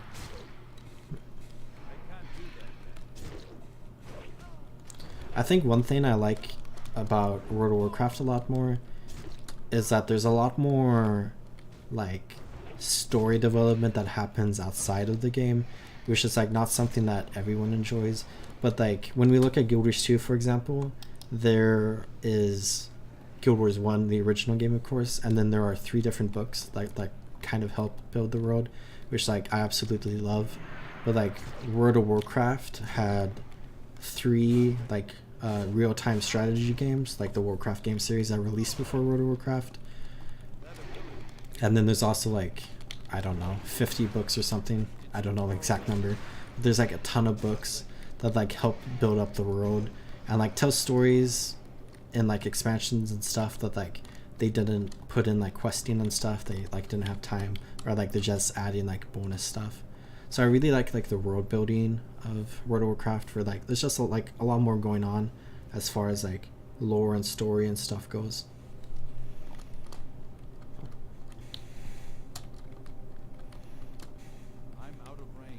But I think when it comes to like gameplay, it's definitely subjective, but I personally enjoy Guild Wars 2 gameplay a lot more than World of Warcraft. So like when it comes to actually engaging with the world, personally I enjoy Guild Wars 2 more. But I think World of Warcraft and Guild Wars 2 are like very different games where like it's definitely a very subjective topic there, like which gameplay you enjoy more.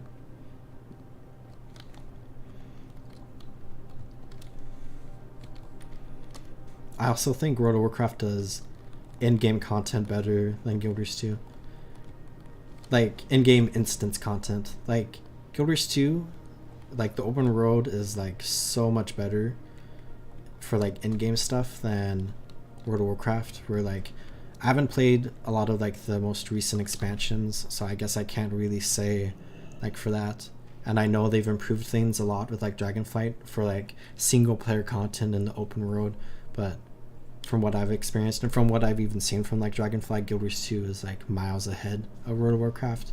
But like I think when it comes to like stuff like dungeons and raids, which I guess like the modern day dungeons in Guild Wars 2 is fractals and the modern day raids are strikes, I think World of Warcraft is a lot better. Which is like sad because I find like the gameplay of like Guild Wars 2 raids like more fun than World of Warcraft raids. But I think like World of Warcraft is just a lot more consistent. This is more like a Blizzard thing than an Arena thing. But they're just a lot more consistent with like releasing in-game content that like players can engage with. That is like difficult content that you do with like a lot of people. And then like Guild Wars 2, where like when you look at Guild Wars 2, we got like one strike recently that was like a little buggy, or one fractal, sorry, that was like a little buggy. And then the last strike we got was Lion's Court in like Living World Season 1, which was like 8 months ago or something at this point. I'm not sure. So it's definitely like a lot slower on like new content that like people who are interested in engaging in like in-game instance content are able to like enjoy. Where like World of Warcraft released like a raid like 4 months ago or something, I don't know, that had like 9 bosses, and then they released a raid like a month ago that has, or 2 months ago, that has like 9 bosses. I don't know the exact numbers. And then they're going to be releasing one soon that has like 9 bosses, and then they released like a mega dungeon like a couple weeks ago that is like 2 dungeons in one kind of. The new fractal is weird. I haven't played it yet. I've heard a lot of issues with like the bugs in the fractal, and how like the challenge mode version of it is like exceedingly difficult compared to like anything we've seen in fractals so far. Or like they're calling it like more like a strike challenge mode instead of a fractal challenge mode.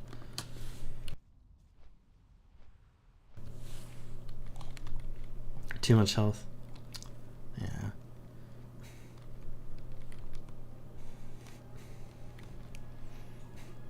I think like some fights are good to be like super long.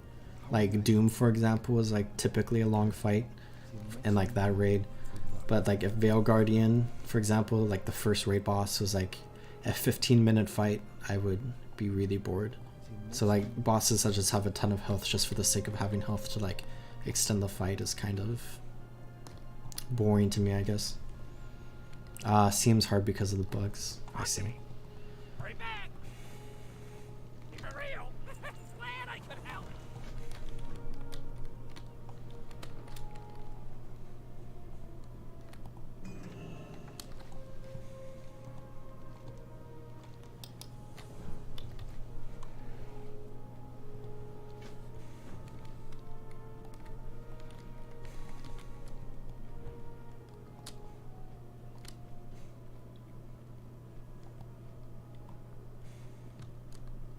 I see, I see. Yo! Be good! I also like how like many races there are in World of Warcraft, where like the game released in 2004 with 8 races, and like I think Guild Wars 2 races, like the art and like the animations and stuff are much better than like World of Warcraft races. So like as far as quality goes, I prefer the Guild Wars 2 ones, but I like just how many there are in World of Warcraft, where there's like, if you count allied races, which is like a mechanic where you can play like a race that is very similar to like another race that already exists. So for example, there are like dwarves in the game, but you can now have an allied race that is dark iron dwarves, which is basically like darker skinned dwarves that have red eyes. So it's like pretty much the same thing, but it's like a little different. But if you combine like all those like allied races with like the normal races, there's like a little bit over 20. Yes, I want a Tengu race really badly. I also want to play as a Tengu. I want to play as a Koden. I think a Largos would be cool. Could play as a Hylic. Honestly, just I think there's kind of like a point where maybe it's like too much. And like when it comes to like races like Hylics or like Ogres, or for example, like maybe it doesn't make as much sense for like the story, I guess, because like those races like the Quaggan, like I would love to play as a Quaggan, but like they're considered like weaker than Chars or Norns or whatever. But like they could make it work. Like playing as a script would be fun, but like that'll probably never happen because like Skrit are like dumb unless they're around a bunch of people. So like if you just go out in the open world by yourself, are you like not able to kill anything like lore wise? But they can make like the race be like 3 Skrit in a trench coat, so then there's always like 3 Skrit that can like communicate with each other to be smarter.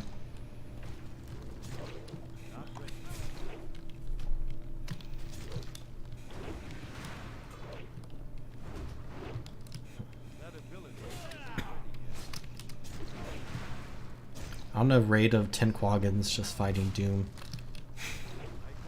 Or like any raid boss.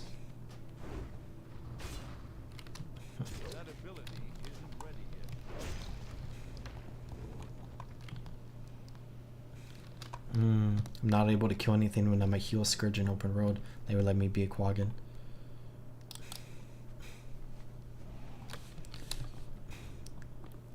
I don't know if you played Heroes of the Storm. It's a MOBA game like League of Legends and Dota 2, but there's a hero in that game where you basically play as like 3 characters that are like a third of the power of like a normal character, but like there's 3 of them, so like it kind of balances out.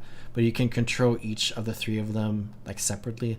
So I don't think this would ever work in Guild Wars 2, and it probably wouldn't be fun, but maybe you could control like 3 Skrits at the same time.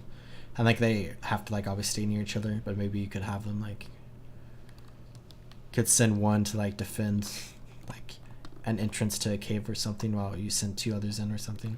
I don't know. It's like a oh, I just pulled 4 of them. It's like a fun concept, but I'm not sure how it would work in practicality. But I think the 2 races I definitely want to play as are like Tengu and the Koden, because they've been shown to be like very intelligent races that are like very powerful and like have a good amount of lore built around them. Yeah, I just send 1 1/3 Skrit players to go do Veil Guardian Greens. I'm gonna use a health potion because I'm gonna die here. Okay, am I just straight up dead? Okay, let's do... Okay. I don't have... Okay, this is what we call a pro gamer move. I feared them. I don't have a bandage. I'm going to make a bandage, and then I'm going to bandage myself.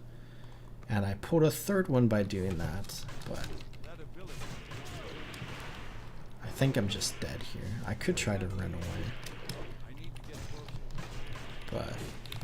maybe I'll do that. Let's do that. I have a special thing that increases my movement. Okay, so they stunned me and I'm dead. Well, that was a good try. I killed 3 of them.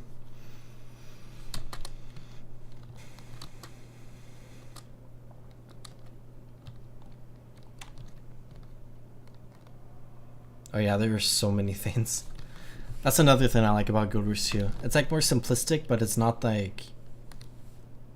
it doesn't make the game like less complex in like what you can do like mechanically in like fights or whatever, but like there's just less stuff on my bar, so it's like less overwhelming.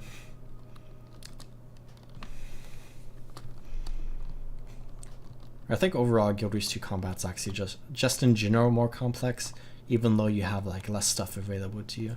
Because basically how World of Warcraft works is you learn like every skill in the game, and then you have them available to you whenever you want. So it would be like if you had like every single utility skill on your hotbar instead of just choosing 5.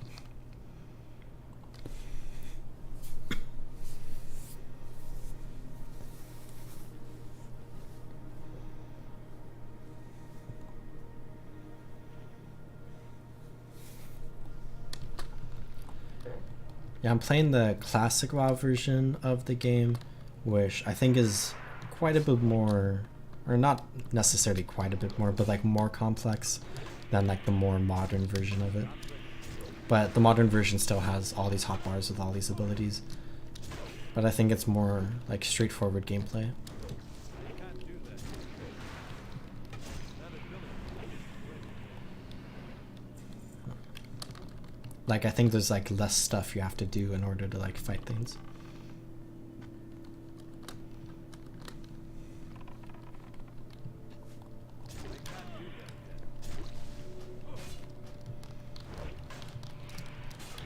So retail WoW is like the version of World of Warcraft that has like always existed over the years, which includes how it's evolved over time. So World of Warcraft originally released in 2004, and it's a live service game, so it constantly receives updates.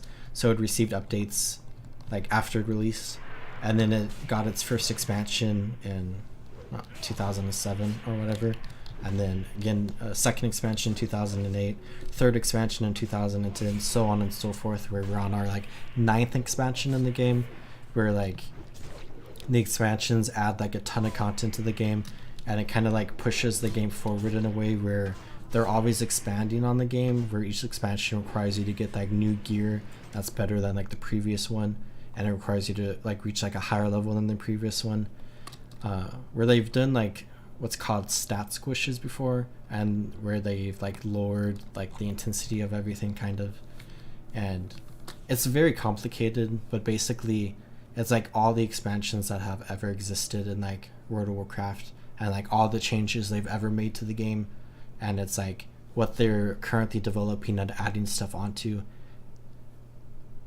just in that game, where classic WoW is like going back in time to a previous version of World of Warcraft. So, oh, my battleground's ready. With like how it was at like that moment in time, and letting you re-experience that again. So currently in classic WoW, there's like vanilla WoW, where you can play just the original release of World of Warcraft as it was back in like 2006, or you can play the second expansion, which also includes the first expansion, which I'm doing right now.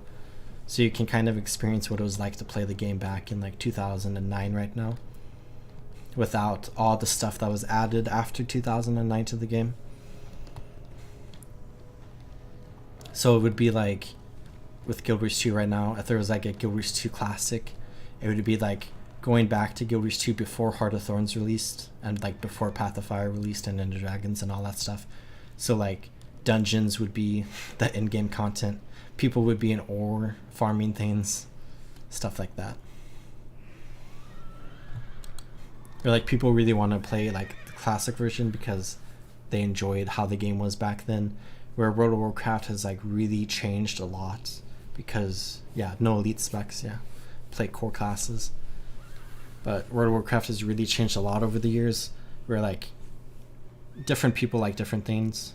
So like there's like different points where people stopped enjoying the modern version of the game because like it got too far away from like the version they enjoyed. Or like classic, for people that enjoy these versions of the game, like they can go back and play this.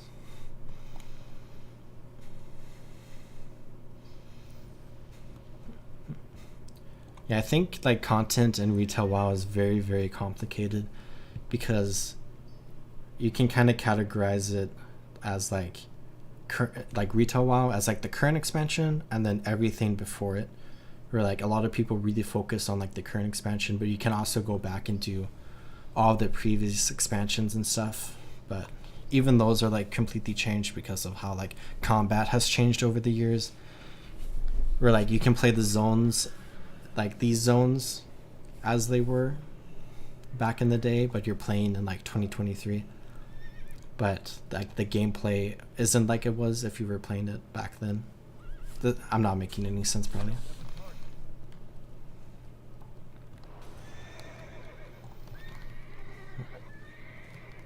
I don't think there's much need for like a Guild Wars 2 classic. Maybe one day it would be fun, but I think like vanilla Guild Wars 2 is like very well preserved, and like I think you can enjoy all the vanilla content.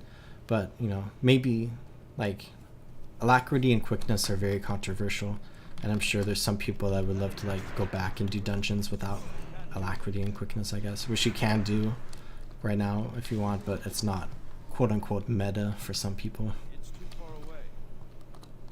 That ability isn't ready yet.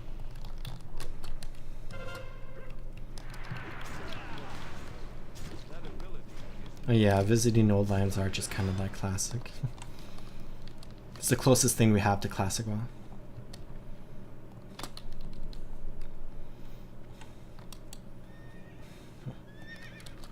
I think like Centauri maps feel the most alive for some reason. I think that's like another like big reason why like classic World of Warcraft exists.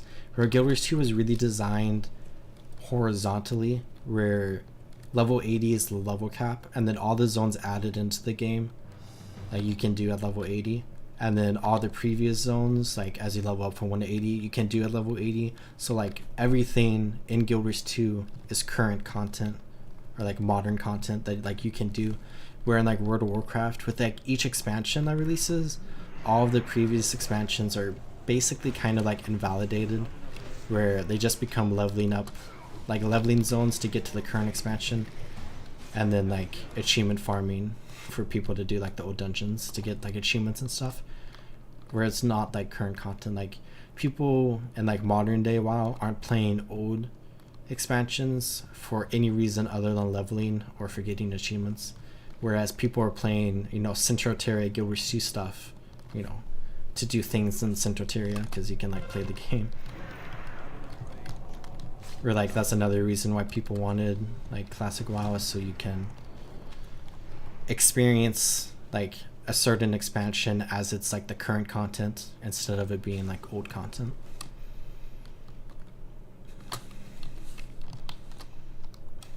Which I think a lot of people playing classic WoW have realized that like they don't enjoy what the current content was back in the day. Or like with current raids that are released, like I think you see a lot of people being like, yeah, this was a lot of nostalgia. Or I think people really enjoyed like vanilla World of Warcraft a lot for like its gameplay, but a lot of people really enjoyed like the first 2 expansions, but like them playing through it again, they realize like they don't enjoy it as much as they thought they would. Of course they enjoyed it a little bit because they played. Oh, are they? I feel like I don't have too many issues with like going through those areas and exploring them and stuff.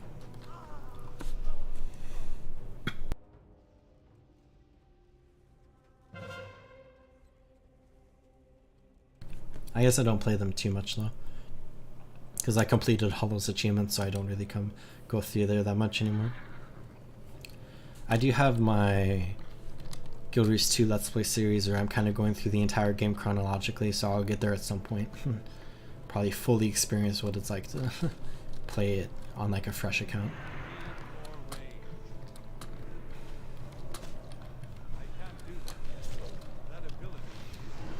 Yeah, I've completed like so much content in Guild Wars 2 and like so many achievements and stuff, where like playing on like a fresh account is like really fun because I get to experience completing like a bunch of achievements again for the first time.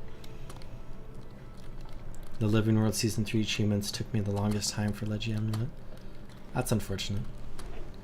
I remember doing the Amulet Season of the Dragons achievements as like they released, because they released like week by week, where it was like one original release every week, and then everyone always flocked to those zones in order to be able to play it.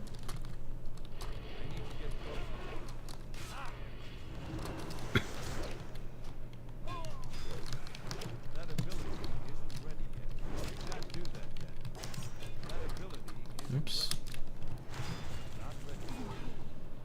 Okay, I am almost dead. Let's go ahead and evacuate this way a little bit. This battleground is going much, much, much better than the previous one. Let's go ahead and eat up a little bit and hope I don't get attacked by a rogue in stealth.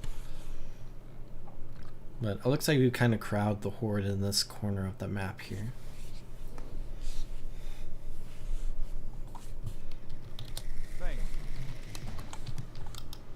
It's nice of this Death Knight to heal me with a band-aid.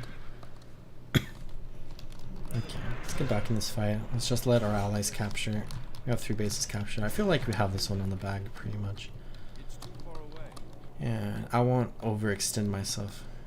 It's like Battlegrounds like PvP Conquest.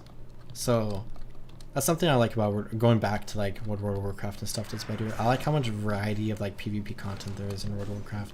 So like this Battleground right here is 15 people fighting 15 people. So you can just like kill each other like normal. But there's 4 different outposts around the map that you can control that are just like territories. So if you control them, you get points. And then in the center is a flag that you can bring to anything around here and capture it and get like points from capturing it, which is like bonus points. And then it's first to 1600 points.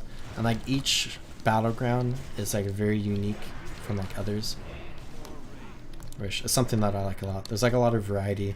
Where like PvP Conquest, it's all like the same game mode with like a little bit of a gimmick on each map.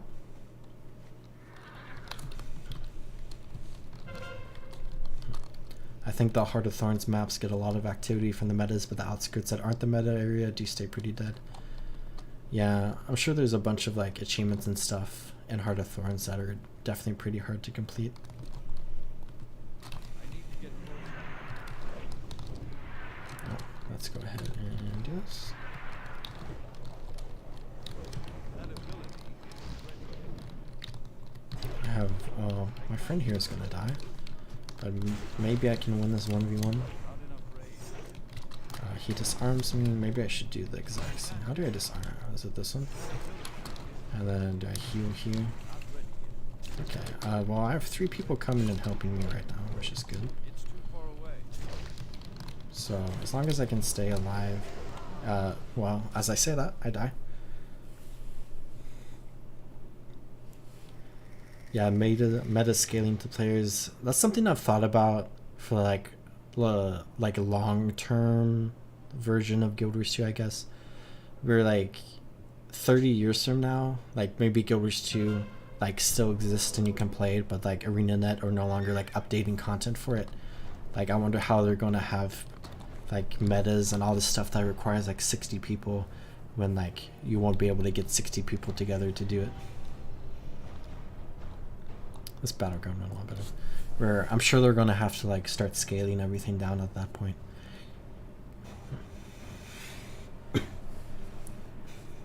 Or like Guild Wars 1 has heroes, so you can like add heroes to your team that act as players, which is like pretty good. But I don't know how that would work in Guild Wars 2 because it's like a lot more complex in like what a person has to do in order to complete metas and stuff. Oh yeah, I have power creeping up.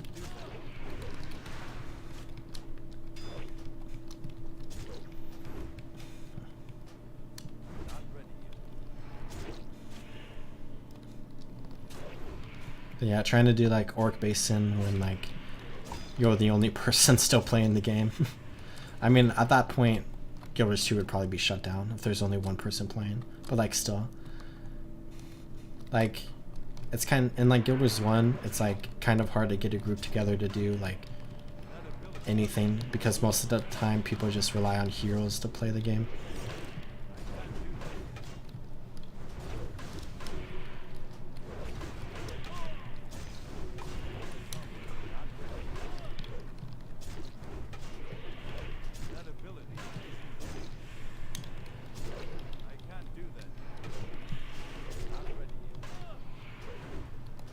There's Nether Rock. I don't think I want to fight that.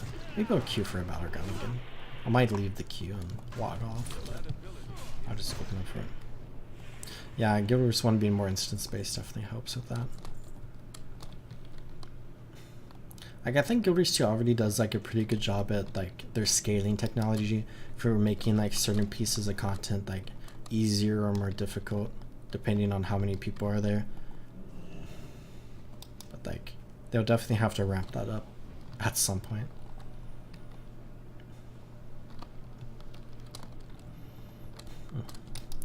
I think it's pretty hard to get like a group going to do like the Verdant Brink night bosses that aren't, I'm gonna die, you know, that aren't matriarch, because like everyone does matriarch once a day.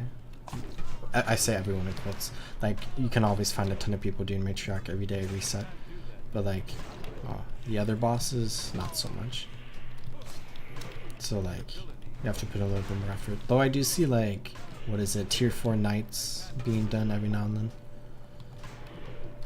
which is good at least. But yeah, with so many more maps added to like Guild Wars 2, it just like thins out like player numbers a little bit.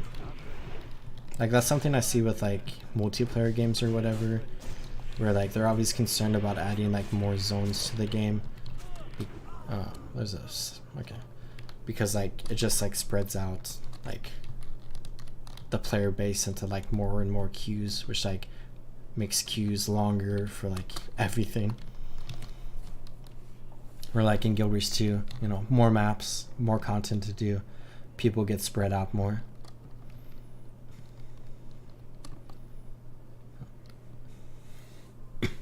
Especially with stuff like metas, like in vanilla, like when they added like the boss timers for like road bosses and stuff like that, like those were like the only timers that existed in the game. But nowadays, like every new meta that's been added to the game and every expansion and like all the Living Road releases, like that's all timers. And now like if you want to do something at 3 p.m, there's like 6 different things you can do, and like that just spreads out what people are doing at 6 p.m, of course, which like it's a great thing to have like more content, but you know, it just makes it more difficult to do like less popular pieces of content.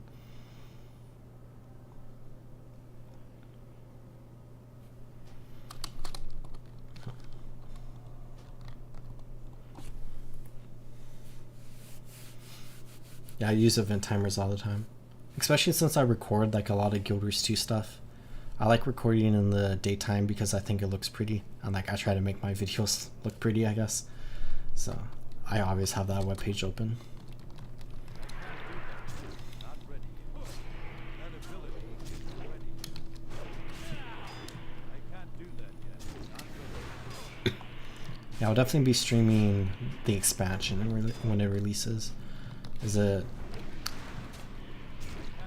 August 21st? I forget. 22nd? Something like that. Not ready yet. I can't do that yet. Yeah, I was super excited for that.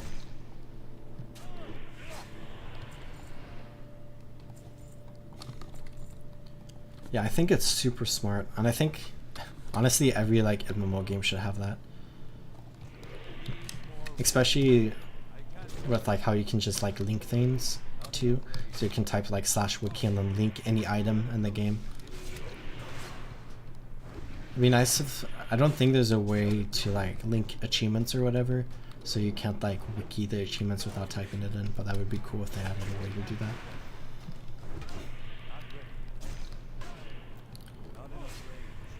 Guild Wars 2 story rankings. So like, are we going by like expansions and living worlds as like a whole story? Or are we going like specific story beats? Like the Joko story and the Krakatork story, stuff like that. I think that one's a little hard. If I were to go by expansions and living world, so I think like as a whole over the years, I've always considered like the newer content to be better than like the previous content, and I kind of believed that up until the last half of Icebrood Saga. But also I think more recently I really appreciate like the Heart of Thorns story a lot more nowadays that I do like some other stories, I think. So if I were to like rank them, I would probably rank Living World Season 4 probably in the #1 spot, for me at least. And then I would rank Icebrood Saga until like until like episode 4 as like #2. And then if I were to skip ahead, I would rank the rest of Icebrood Saga as like the bottom rank. And then I would probably put like End of Dragons, or maybe like Path of Fire is third, and then End of Dragons is fourth, and then Heart of Thorns as fifth. Living Road Season 3 is sixth, Season 2 is seventh, and then Personal Story is eighth. And then the ending of Iceberg Saga would be number 9. But like, yeah, I was really enjoying Iceberg Saga. But I think when it started getting to like the Char like storyline, I think I started to like enjoy it a little bit less, because like the whole like forced like genocide thing was like a little bit weird, and then Smolder like randomly getting assassinated was a little bit weird. But like other than that, I think I enjoyed like episode 3 and episode 4 quite a bit. But then when it came to Dragons, or like Dragonstorm and like all the Dragon Response missions, that should have been like 6 story releases to tell like that story, I guess. But it was combined down into like 2 hours of content spread out over like 12 months. Like I definitely didn't enjoy it. Yeah, having the prologue was beautiful. If I were to have like ArenaNet go back and do Iceberg Saga, I would have had like the prologue into like 2 episodes into the like was it the Visions of the Past or whatever it's called, into 2 episodes. So I would have done like the like Char storyline there, and then like I think this Char storyline would have like kind of like slowed down a little bit, because it was like the end of the Civil War, and then like we would see like them trying to like starting to like rebuild and like recuperate their forces or whatever for like the rest of the season. But then between like episodes 4 and 5, I'd have like another Visions of the Past that I'm not sure what exactly it would be, just be content, you know. And then we go into 5 and 6 that maybe like has like the Centaur storyline like you said, and then maybe starts focusing more on like Primordus, and then we have another Visions of the Past, and then we have 7 and 8 that like kind of sees the conclusion of like Primordus rising on like Stromag, and Primordus like fighting each other, and like the whole Bram story arc that they went down and stuff like that. And then I would have an epilogue that would be just like the prologue with Grothmar Valley, where it'd be like a very nice casual map to just like finish everything out, and they could like tell like the end of like the Char Civil War storylines, and they could have like the Norn kind of like registering what happened with like the Spirits of the Wild happening, and then we could see like the aftermath of like Primordus and Jormag, and then it would set up, or like maybe set up End of Dragons a little bit better.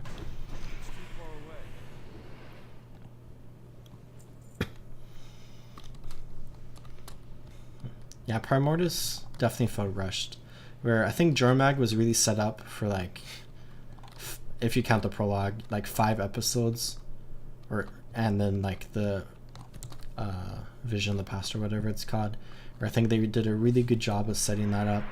And then I think they would have done like the exact same thing to set up Primordus, where they would have spent like, you know, 5 releases kind of like setting up Primordus and like setting up like a major battle like Dragonstorm between Primordus and Jormag.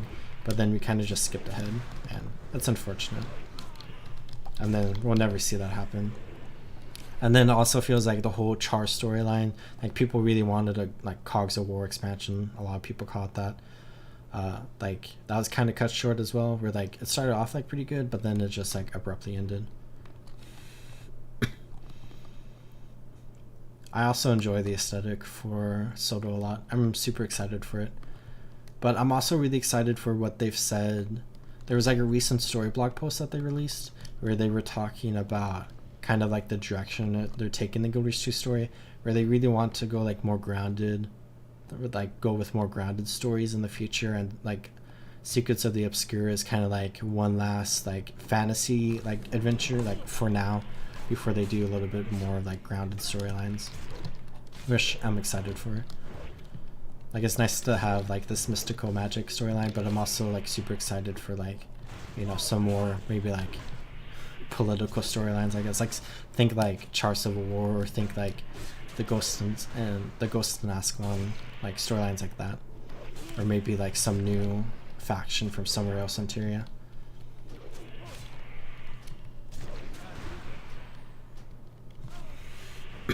I did see the video with Felicia Day. It was a really cool video. I really like the behind the scenes videos, and I saw like some discussion about like what we could see in that video, where some people were talking about it being Wizard's Folly, which is south of the Plains of Ashford, because it looked like the Wizard's Tower there, and then like the area around it also just looks like that area. So I'm really interested in like what exactly we're seeing there, because it's probably just one of the zones up in the, is it called Amnitus or whatever?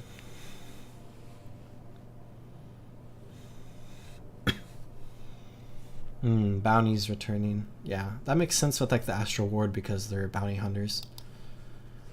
Like I think the rift system is kind of like going to be similar to like the bounty system we're used to, where like rifts will pop up and then we flock to it and there's like a boss we fight, and they'll probably have those like bounty modifier things on them, like they like to put on a bunch of bosses.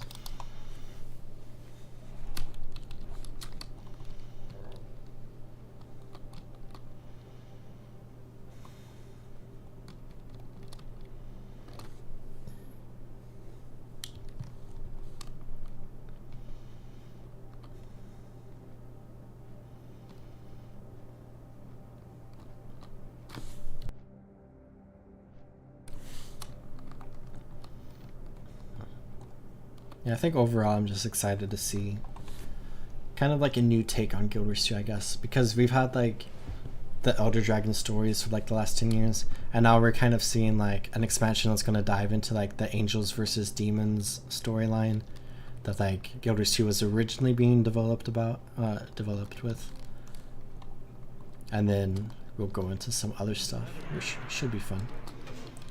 They're also out of Guild Wars 1 content now, though I guess we could always return to Alona or Canthan, like one of the mini expansions. I saw like a mock-up of an expansion that takes place on Istan on the Guild Wars 2 server like yesterday or the day before or something, and it's so cool. I love expansion mock-ups that people do. I like map mock-ups.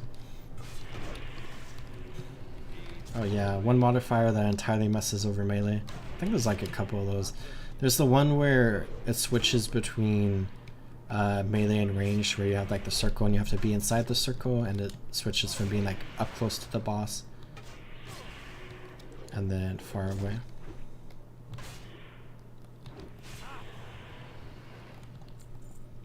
Kieran Peaks, like they were developing this zone for like Ender Dragons, but then they just never brought it forward.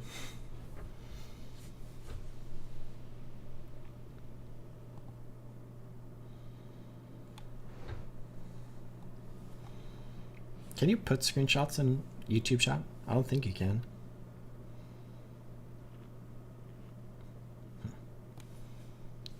Oh, I think if you cannot share that, because I haven't heard about that, that might be a little bit of a spoiler. Oh yeah, I don't think you can post links in YouTube chat for like safety reasons.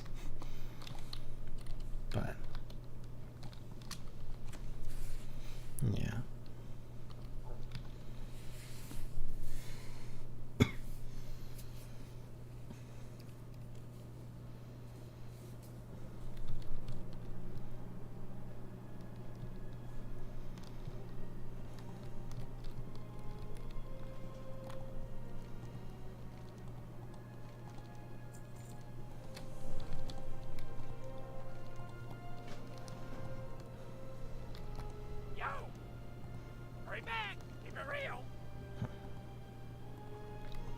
I wonder if they're thinking about trying to overhaul like other masteries with like future expansions, where they're overhauling the, is Boots alive? Boots is still dead.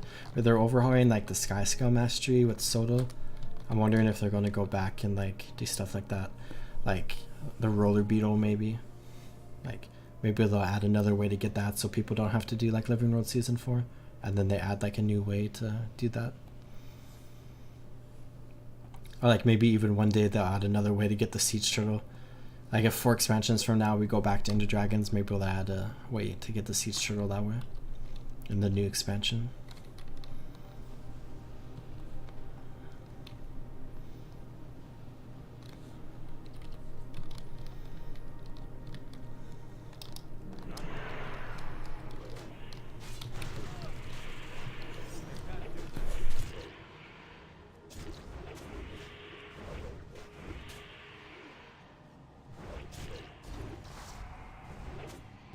I have a feeling they'll add a way to get gliding and the raptor in each expansion, like they did in Ender Dragons.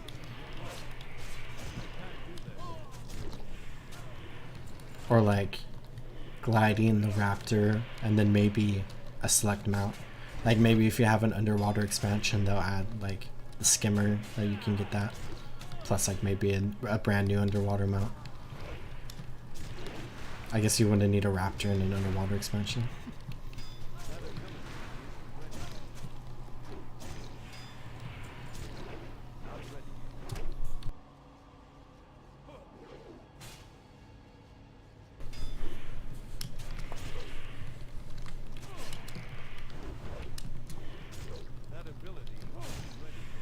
Okay. I almost died there, but I think I'm fine. What are quests I'm wanting to do around here? So I have the elemental power quest left, so let's try to do that one. I need to heal up first though.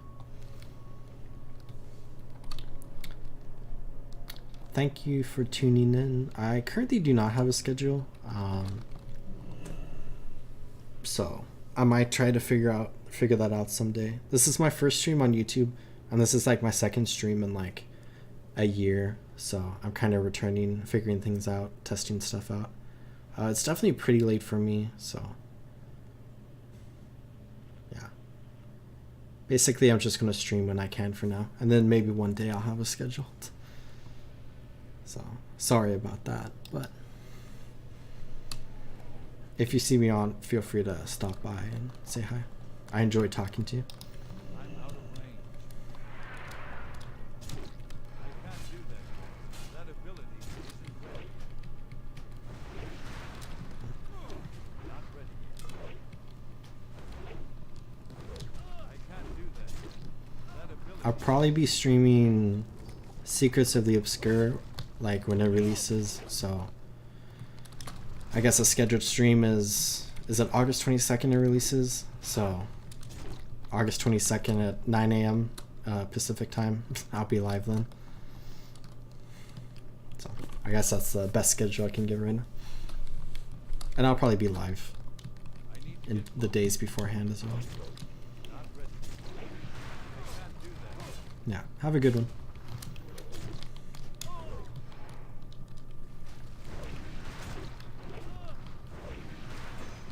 That ability not ready.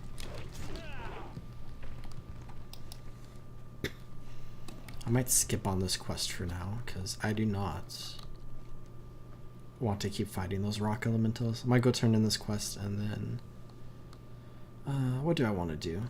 Maybe I want to go to Shadow Moon. I've done some nether rock stuff here. I'm almost level 68.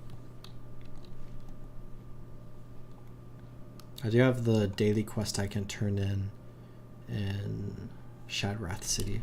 What does this button do? Oh, it just throws an effect on. That's cool. Okay. Let's turn in this quest. And I don't want anything from here. My inventory is pretty dirty again. I could go do the Ecodome quests. Those are pretty fun. Oh, we have Eye of the Storm. Let's do one more Eye of the Storm. This will probably be the last time I do it tonight. I was the first person in here, and there's 2 of us so far. Okay.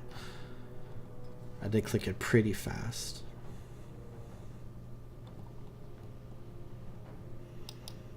Maybe I'll do this, and then I might Hearthstone to Shadrath, turn in the daily, clear up my inventory, and then maybe COD good for the night. I desperately need to return to a city, though. Let's try. I could combine these 2 things.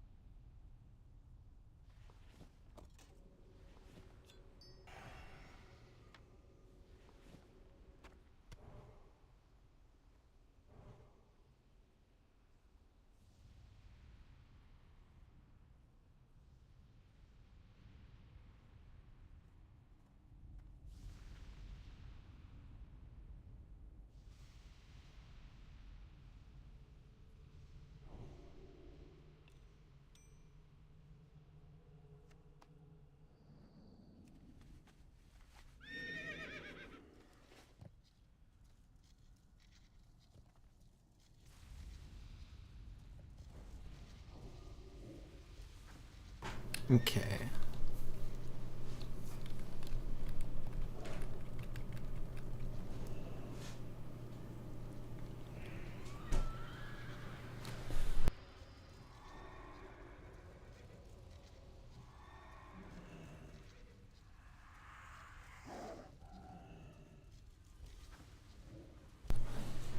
Probably just follow the group like last time. I mean, the first time I did that, it did not work out, and I just took damage. This is really awkward. Let's go to Mage Tower and heal up. Yeah. So I'm 1-1 in this battleground so far. So I guess this will be the deciding factor for the night. Yeah, let's just capture this, and then I'll heal up here. I don't see anybody coming this way.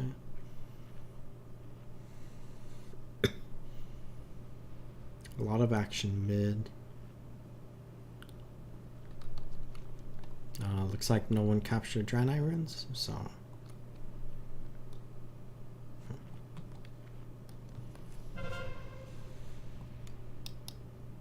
Okay, well, as we capture this, let's go over to Draenei runes maybe. They still haven't captured. Oh, they just captured it. Okay, let's come over here and capture this one. Someone's over there. Is this the same person that's been holding the flag? Okay, I guess fight for mid control. Those two are captured. Let's just sit right here, stretch my arms, drink some water.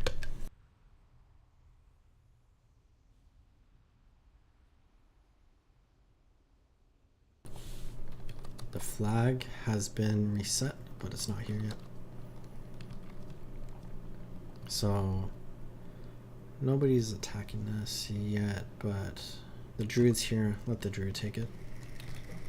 And then I think maybe I'll just play very passively and defensively here.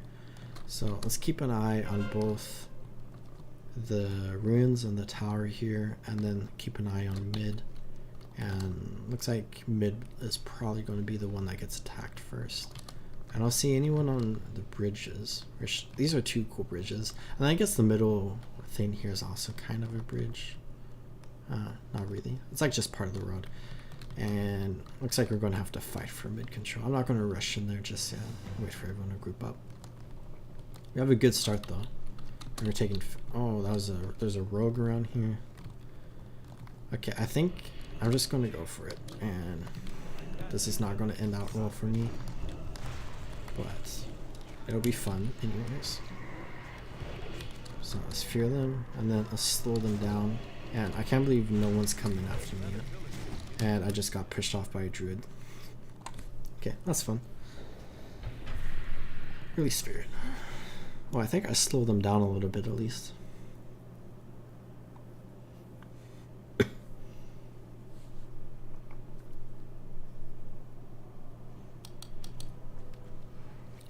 Can try to rush in for mid control. Looks like they lost the battle at Fell Reaver. That's okay though. We stole the flag. That's nice. Okay, so I think both of these places are fine. And we just reclaimed mid, so okay, good continuance. I'm gonna take credit for us winning this team fight because I rushed in there. And I think it looks like this team is really wanting to just ball. Okay, Mage Tower's under attack. Let's go help out. Because it looks like most of their team is kind of just sitting in mid together. It actually looks like they're probably fine here. Let's return back to mid. But like they're not spreading out to attack any of the other runes, so it seems like we got a good handle on the situation here.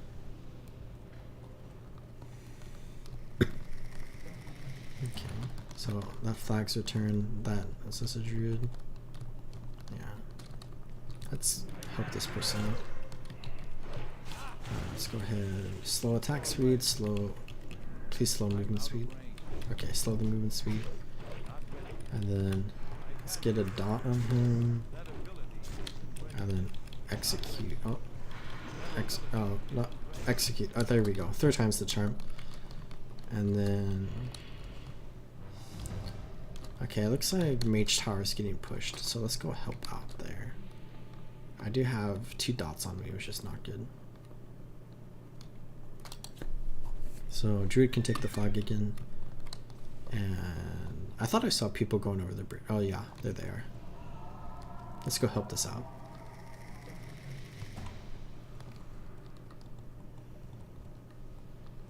Okay, so 62 Warlock. Doesn't want to fight me. I'll slow him down.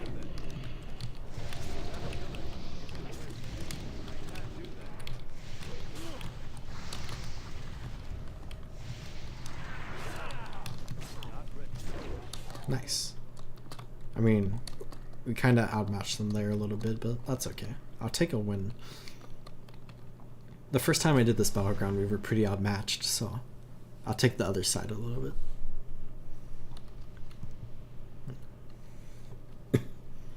Looks like we're still kind of controlling their spawns a little bit. Keep an eye on these two. I think that's the first time they pushed Mage Tower like this game, and they haven't pushed the runes yet. They keep trying to go through mid, but I mean at this point we can just slow them down, I guess. I'm definitely going to get pushed off here. Let me see. Okay, let's go ahead. I'm just miserable experience here. I definitely need to rekeybind a lot of my stuff. Especially my stances. As a warrior, not having my stances keybound is probably like the worst mistake I could ever make. But like, I'm also playing a shaman right now, and it messes up with my keybinds on that shaman. Which like I could just re-keybind depending on which one I play.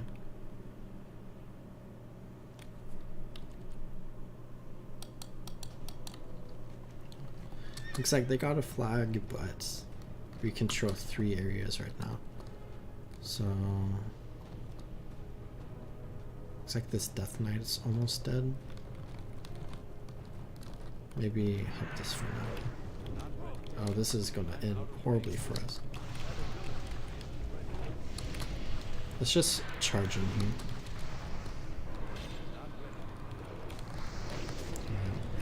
Okay.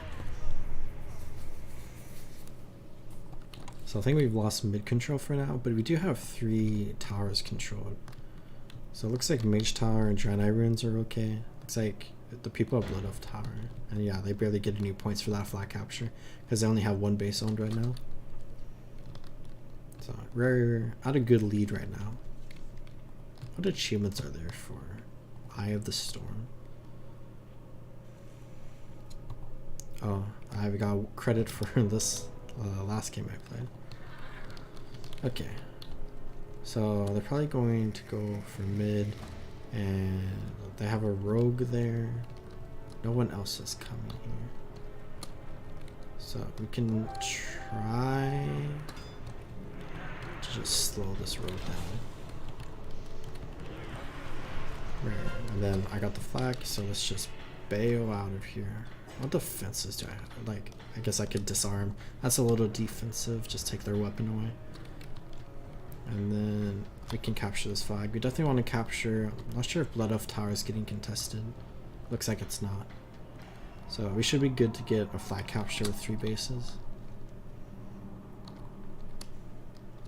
This Death Knight's gonna try to pull me, isn't he? I'm just gonna... I have a shield, which is good, but that doesn't stop the pull. Get on the flag. There we go. Got an achievement for that too, which is nice. And then let's kill this. I meant to charge the enemy, not the... Well...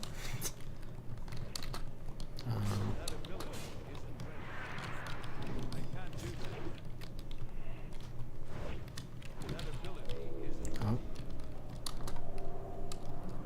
Well, I think she's dead from Icy Touch. Oh. I don't know why she stopped running there. She tried to fear me or shadow book me? I was rude. Need more rage.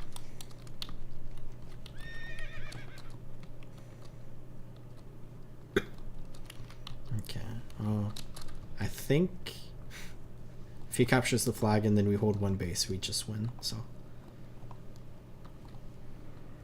I didn't realize you could change stances while on a mount. That's cool. So yeah, Blood of... Yeah, we're just spawn camping them at Fell Reaver. That's unfortunate. I'm gonna just sit back here. There's only like 4 of us fighting them. Yeah, just get the flag again. Go turn it in. Let the druid do it because it's a little faster. This is like an achievement to capture multiple times. I don't think it is.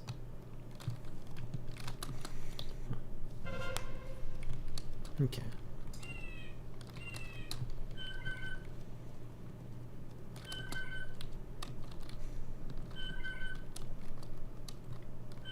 No one's attacking Draenei runes. This flat cap wins the game. Yeah, these last 2 games definitely went much better than the first one, which is good. I also went 4-3 this game with a flag capture, which is pretty good. I druid captured the flag 4 times. Wow. Okay, I think that's all the battlegrounds I wanted to do. Let's go ahead and... Not sure what quests I want to do here. Is Boots alive? Boots is dead. Let's go ahead and go to Shadrath. And then I think I'm just going to clean up a little bit and turn in this daily. So we're currently at 57% of the way to level 68, which is good.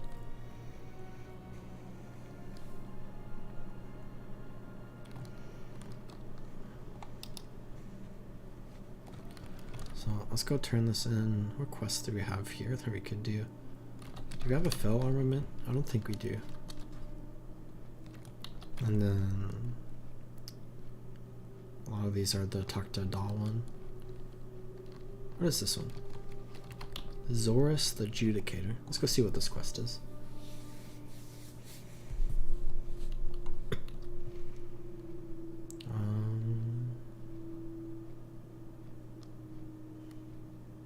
Let's also check out Can't Stay Away, because that's a level 69 quest, and that should be a good amount of experience. Zorus the Judicator.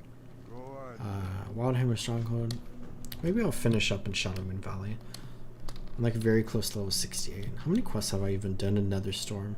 Recon, Burning Crusade, Netherstorm. I've only done 14.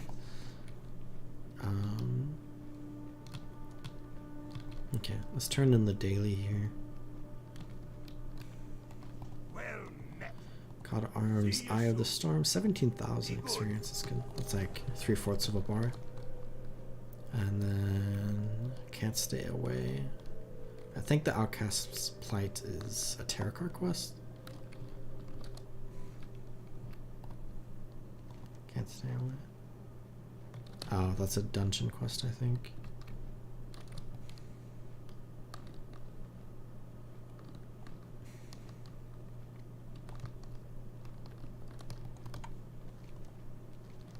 Oh, that's just another Terracar, yeah. Okay, now everything I have in these 3 bags, I'm waiting to go to the auction house / bank for, and I want to get more nether weave. So I guess I'll save. Well, let's go back to the innkeeper, I guess, because I want to buy food from her.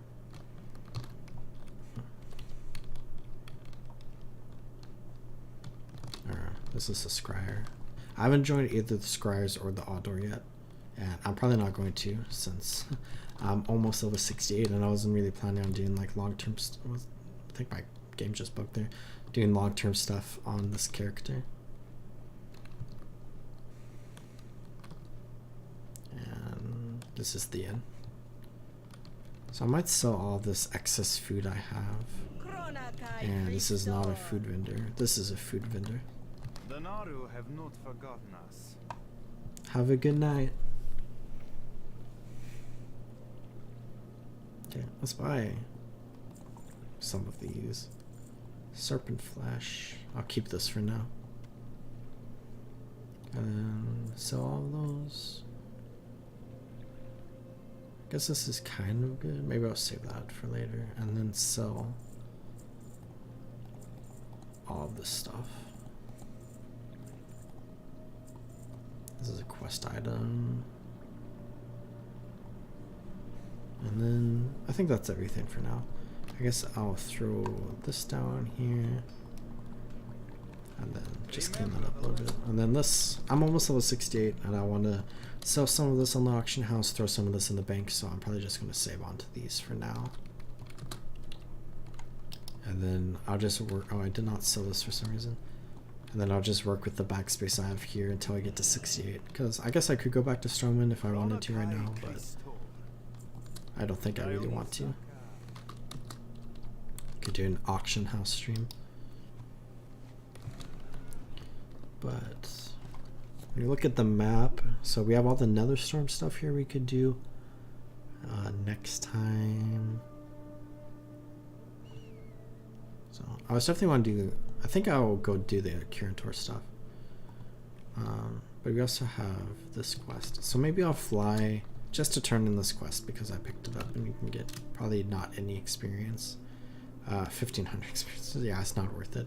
But I guess we get to do a little bit of sightseeing here. And then I think I'm gonna log off after that. So, gosh, my inventory is definitely such a mess. I could turn in these war beads if I wanted for experience, but probably won't. I should maybe organize this for like things I want to throw into my bank just for sentimentality's sake, and then things I want to auction off. Yeah, if you come into quests here, I did a lot of stuff in Zengar Marsh and a lot of stuff in Hellfire Peninsula. Or I didn't do the group quests in Hellfire, so I didn't finish that. Terakar I did 8, Nagrand 36, 12, 120. So I haven't done any quests in Shadow Moon Valley.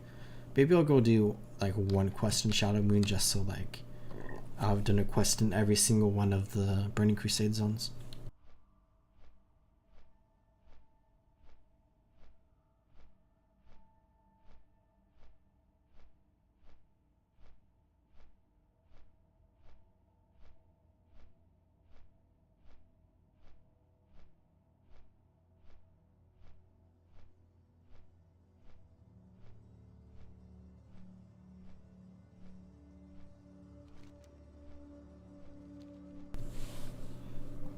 We have all these quests at the Illyrian Stronghold I haven't done.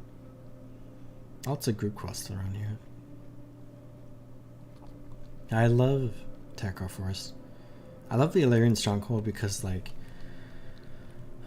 I didn't play the Warcraft 2 expansion, so I don't know how much of like this stuff is shown in that game, but I watched the video that a pretty cool YouTuber made about the Warcraft 2 books.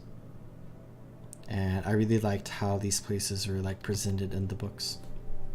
Hi there, hello. I hope you are doing okay. Hope you are having a good day, evening, afternoon, whatever time it is for you.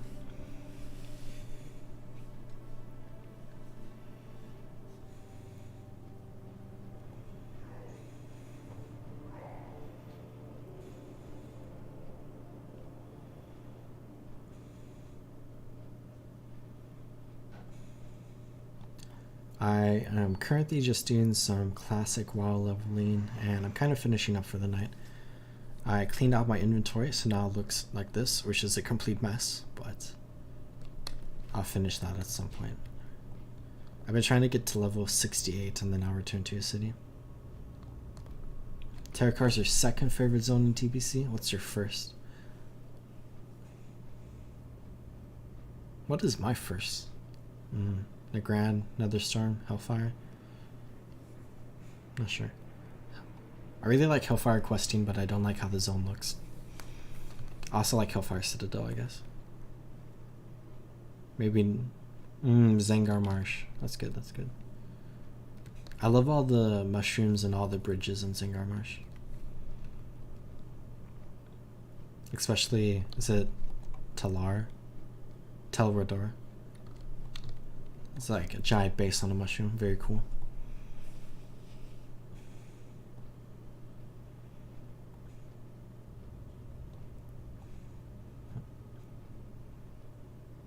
Zengar Marsh might be my third favorite. Terakar might be my fourth. I think I'd have to go Nagrand, Netherstorm, Zengar Marsh, Terakar, Hellfire, Shadow Moon Blaze Edge? I don't know.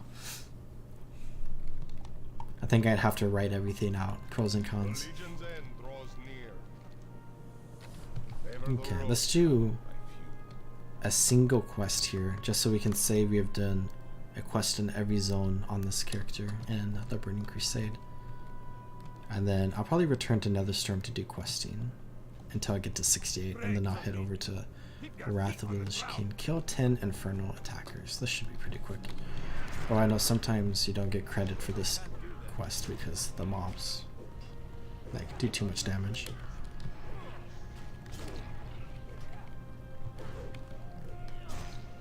Yeah, I really like the aesthetic of Netherstorm, and I also like the questing there. Like I like the ecodomes, and I like the Mage Village and like the southeastern corner, and Area 52 is pretty cool. And then Nagrand is just gorgeous in my opinion. Questing in Nagrand isn't my favorite zone. Like I like Zangar Marsh, Hellfire, and Netherstorm more than Nagrand, but Nagrand just being beautiful really pushes it up for me, I think. That ability isn't ready.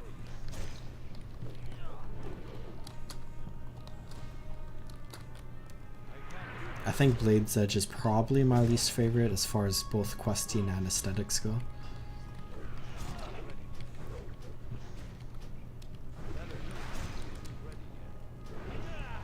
I can't do that. Not ready. That ability isn't ready yet. I can't do that. That ability isn't ready yet. Not ready yet. I think as far as Shadow Moon goes, I've never really had anything against this area. It's just like, never really spoke to me, I guess. Like, I mean, it's definitely a little dreadful looking. It's very gray, very dark, but I think that can be cool in its own way. And like, the quests are pretty okay. I really like the Netherwing reputation stuff. I can't do that. Not ready yet. That ability isn't ready. Not ready yet. Okay, 2 more to go. It's too far away. I can't do that. That ability isn't ready yet. Not ready. Not enough range. I can't do that yet. I need to get closer. That ability isn't ready. I can't do that yet.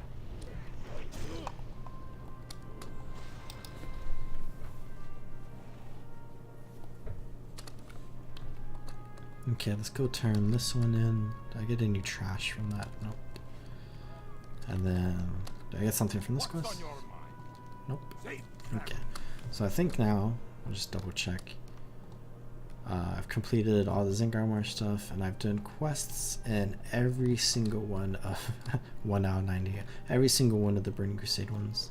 I didn't hate Shadow Moon, it was just that I didn't do much in there since I already finished leveling, so it was more a get through the area in order to join the instance. I see that.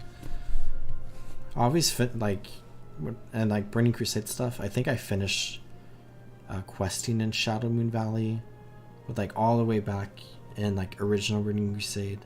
I don't think I ever reached level 70 during Burning Crusade, which is when I joined the game. I think I reached level 55, and then Wrath of the Lich King came out, and then I made a Death Knight, and I got that Death Knight to level 80. But I think I'll probably return to Netherstorm the next time I do quests in here. But I think as far as I go for this stream, it is 2 a.m. or 2:15 a.m. my time. So I should probably log off now. I have to go clean up a little bit of stuff and then head to bed, I think. But this was my first YouTube stream ever, and I did a stream yesterday on Twitch, and it's my first stream in a very, very long time, and I very much enjoyed it, and I will probably be doing more streams in the future as well. And thank you for coming in at the end and chatting, and I hope you are taking good care of yourself. But yeah, I'm not sure, I don't have like a set schedule for stream times and stuff like that, but I'll definitely do more WoW leveling stuff, and then there's a game coming out soon that I really want to stream, and then I'll be streaming a bunch of Guild Wars 2 stuff as well. But I hope you have a good rest of your day or evening, and goodbye.